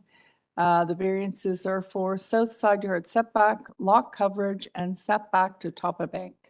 On file, we have a survey, plans, TRCA comments, ravine and natural feature protection comments, letter of support from 49 Blue Ridge Road, and a late letter of support from 44 Blue Ridge Road.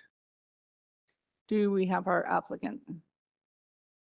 Yes, good afternoon. I'm Drew Laszlo, agent for the owner. My address is 193 Rowe Avenue, Toronto. Thank you, Mr. Laszlo. And do you have any changes to make to the application today? No, I do not. Thank you. All right, thank you. We do have a neighbor in person. Okay, great. Just hold off. So, Mr. Laszlo, could you do a very brief presentation of this application, and then we'll hear from the neighbor? Yes. Just briefly, it's the proposals for a new 2-story dwelling. We have 3 variances. Variance number 1 just has to do with the south side yard setback, and it only pertains to the front half of the house. We are reducing that by 2 feet. We are going down from the required to 1.8 meters. We're asking for 1.2 meters for only for the front half of the house. Variance number 2 has to do with coverage. We're just asking for a bit of extra coverage. We're permitted 30%. We're asking for 31.94. And then variance number 3 has to do with TRCA, the proximity to the stable top of slope line. We already have a TRCA permit, and I believe there's comments from them saying they have no objections to this. And if I may add, our NFP also has no objections at all to this. Thank you. All right, thank you. Does anyone have any questions? Yeah, I just have one question. Regarding that side yard setback, would you have any concern with us tying it to substantially in accordance with the site plan? Absolutely no problem with that whatsoever. Okay, thank you. So we'll hear from the resident now.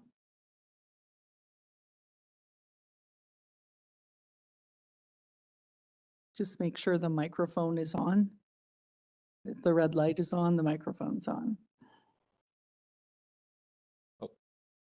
And start with your name and address first, please. Good afternoon, Ms. Chair and committee members. My name is Mason Mack. I'm representing the house owner of 46 Blue Ridge Road, Ms. Wayne Yin Yao. And we acknowledge that the neighbor involved over time and welcome thoughtful development that respect established planning policy. However, based on our review of the North York zoning bylaw 7625, the minimum side yards setback in the RD zone is 1.2 meters and the maximum lot coverage is 30% of the lot area. The proposed plan of 48 Blue Ridge Road shows lot coverage of 31.94, which clearly exceeded the limit. Similarly, under the City of Toronto zoning bylaw 569 on -2013, the same 30% lot coverage restriction applies.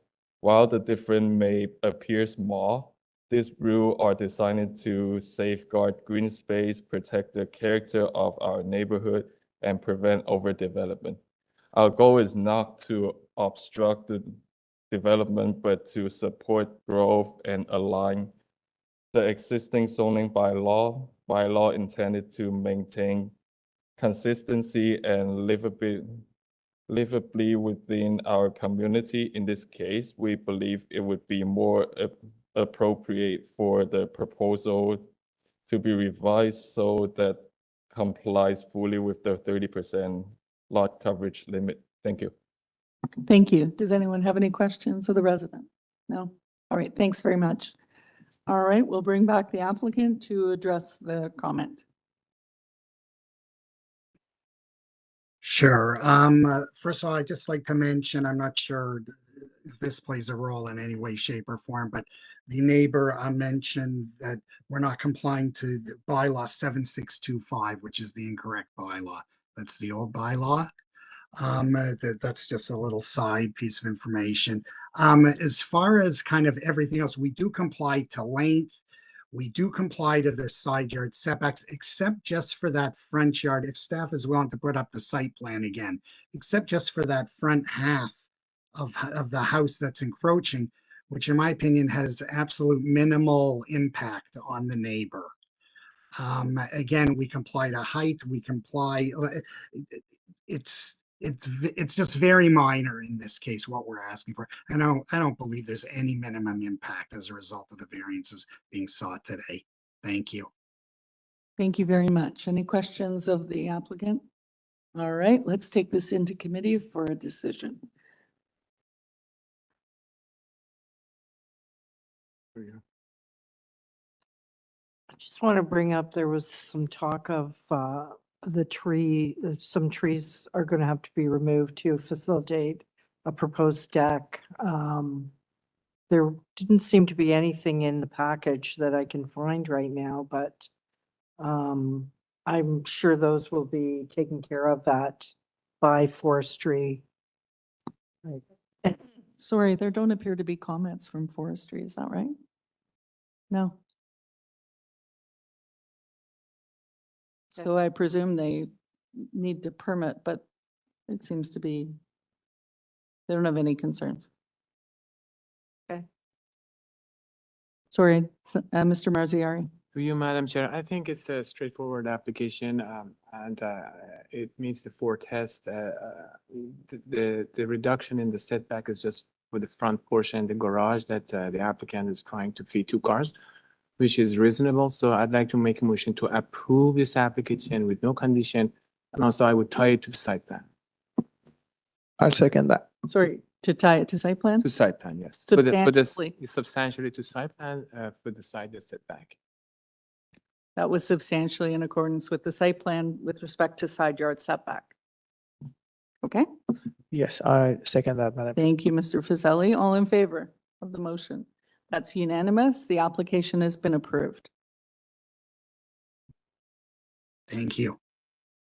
All right, item number 6, 1 PAPERBIRCH Drive. This is an application to construct a second story over the existing dwelling and a garden suite over an existing garage. We have variances for lot coverage, front yard setback, side yard setback. Those are for the house, and for the garden suite, height, rear yard setback, setback to the main dwelling, north side yard setback, eve encroachment into north side yard setback. Do we have our applicant? Oh, sorry, I forgot to say what was on file. On file, we have a survey, site plan, plans, cover letter, supporting material, correspondence, site photos, 4 letters of concern, and a late response from the applicant to the residents' concerns. Now we'll have the applicant.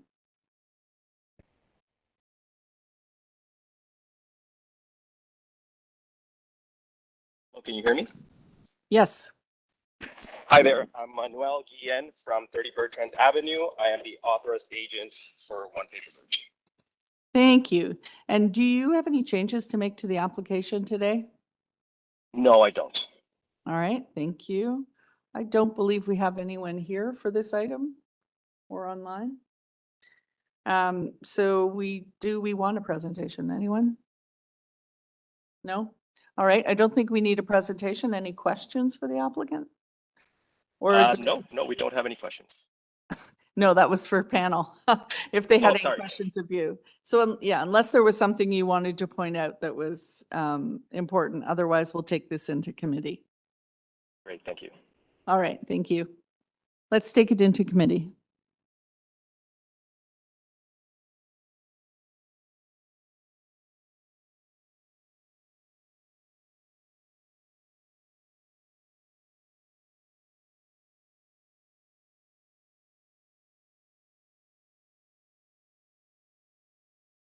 I think most of the concerns were with respect to the garden suite, i.e. there being a garden suite. I think that was the main concern that I read.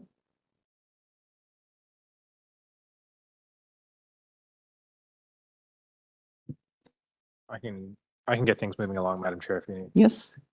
Yeah, in reviewing the application and considering that this is largely on top of the existing footprints and the existing setbacks that are already there. And I don't have an issue with the garden suite and what's being proposed. Therefore, I will put forward a motion to approve this application. Thank you. Do we have a seconder? Mr. Marziari? All in favor? That is unanimous. Your application has been approved. Great, thank you, members of the committee. Thank you, Madam Chair. You're welcome. All right, item 7. 68 RYKERT Crescent to construct a second story addition to the existing dwelling in conjunction with other interior and exterior alterations. We have variances for south side yard setback, rear deck stair width. On file, we have a previous decision from May 12th, 2005, a survey, plans, arborist report, a TRCA permit, a community planning report, and ravine and natural feature protection memo. Metrolinx memo, TRCA report, and 7 form letters of support. Do we have our applicant? Yes, I'm here.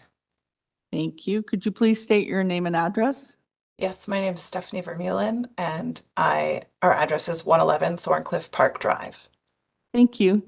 And do you have any changes to make to the application today? No changes. All right. I see we have a community planning recommendation that variance 1 regarding the side yard setback be developed substantially in accordance with the site plan attached to this report. Do you have any concerns with that? No concerns. Great, thank you. Does anyone have any questions for the applicant? No? All right. We'll take this into committee then. Okay. I'm happy to make a motion. I'd like to Alright. make a motion to approve this application, subject to conditions laid out in the planning report and I guess TRCA conditions. I think, 1 sec, I don't think they have any conditions. No objection from TRCA. Okay. No conditions from ravine and natural feature protection. And yeah, Okay, Okay. just subject to community planning report. all right. And Mr. Marziari seconds that motion. All in favor? That is unanimous. The application has been approved. Thank you. You're welcome. Number 8, 390 Millwood. Oh, that was deferred, right? My apologies. Number 9, 111 Sutherland Drive. This is an application for a rear addition to an existing 1-story dwelling with an integral garage, side door, deck, and full second floor. The variance is for FSI. The only variance is for FSI. On file, we have a survey, plans, previous decision from January 16th, 2025, arborist report, 1 letter of objection from the Leaside Residents Association. Okay, do we have our applicant? Yes. Hello. Yes, hi. Hi, this is Parisa Amiri. I'm the architect and the agent on this application from Arbor Architects. My address is 81 Cameron Avenue, North York. Thank you. Is anyone in the audience on this application? Item 9? No? Right, and we don't have anybody virtually. Okay. Any questions for the applicant? Any changes to make to the application? No. You only have We one. already changed the drawings since Okay. previous decision. Thank you. Any questions? No? All right. I think we'll just take this into committee. We don't need a presentation. All right. Mr. Marziari. Through you, Madam Chair, I think it's a very straightforward application, just a slight increase in FSI, so I'd like to make a motion to approve. Thank you. Do we have a seconder? Mr. Fazeli. All in favor? That is unanimous. Carried. Your application has been approved.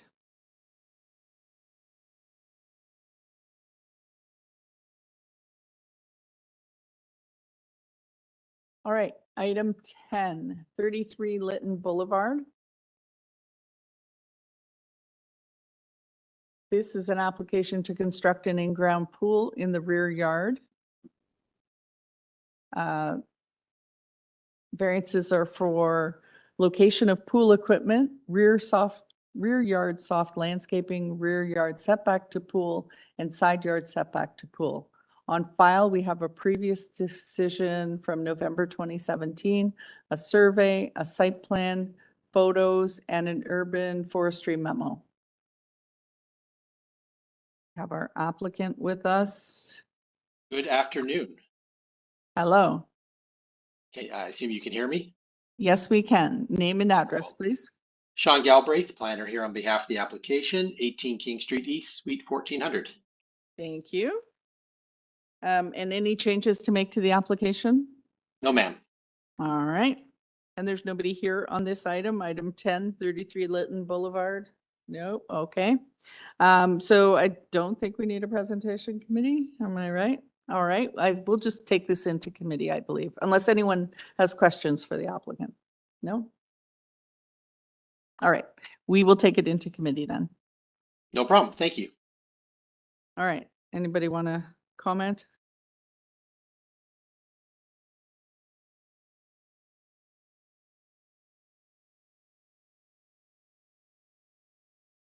Anyone?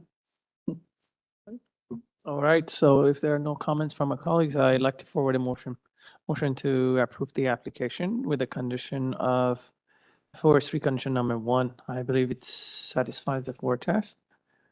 And that's the motion from me. Thanks. Thank you very much. Seconder? Mr. Bartolo? All in favor of the application to approve? That is unanimous. The application has been approved.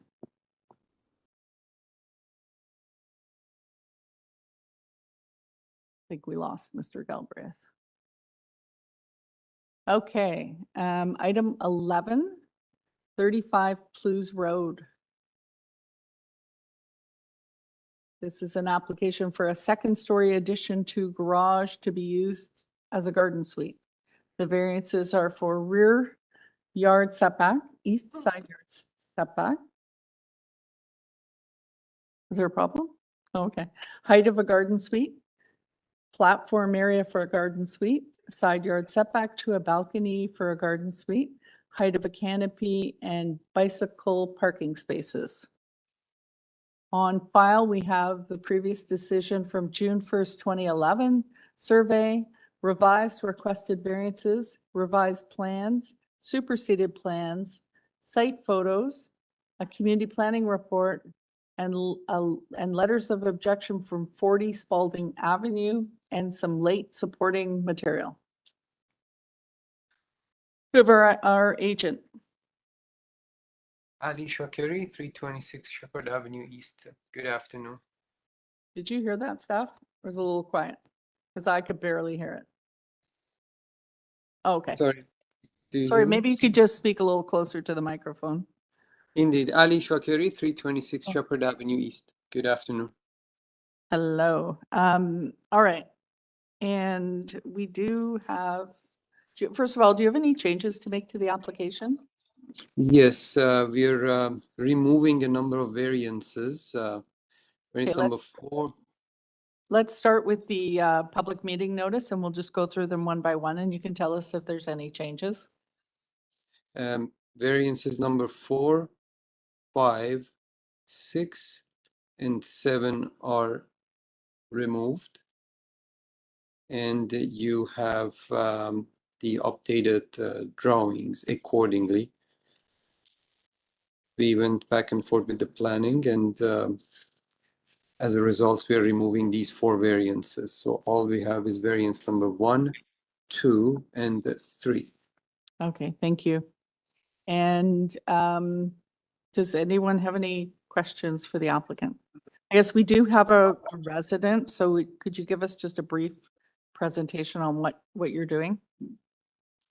Indeed, after removing those variances, basically we have 2 side yard variances, actually 1 rear yard, side yard, and the height. All of these are triggered by the existing condition. There is an existing garage, and all 3 variances are a result of the existing setbacks that we followed, and also the existing garage is very tall. We just added a very minimal second floor on it. If you can display my support material, I have shown proportionally what we added. Yes, you see the existing garage is 3.8 meters. We basically tried to add the fair share of the 6 meters to the second floor, and that second floor is not too tall. Yet we do require height variance. And if you look at the side plan, the rear yard setback and the side yard setbacks are established over the existing walls. So now we have a garage beneath this building, and that garage basically doesn't have any intermediate support, structural support in the middle. So we need to support this structure on the side walls, and that's why we needed the rear yard side setback and the front yard setback. Sorry, side yard setback. Happy to answer any question. All right, does anyone have any questions for the applicant? No? All right, let's hear from the, from the resident. I take it they're online. Through you, Madam Chair, we try to contact the resident, but nobody picked up, and they're not online. Okay, I think we have a letter of objection.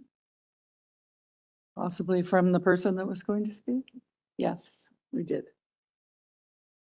All right. Perhaps you could just address the comment that you've seen the letter from the neighbors?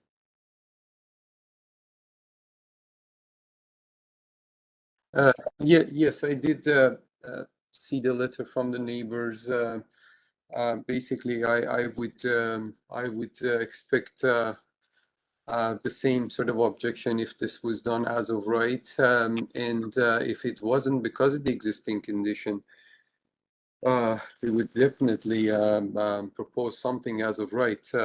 So this is not a very large building, and fortunately it's located to the north side of the neighbor, so it's not going to be casting shadows over the property.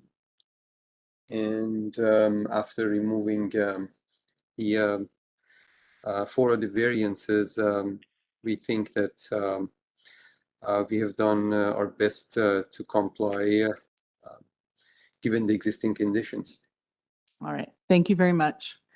All right, let's take this into committee. Can you ask a quick question? Oh, before we do, Mr. Marziari? Sorry, Mr. Shakiri, are you okay with the condition that is included in the community planning report?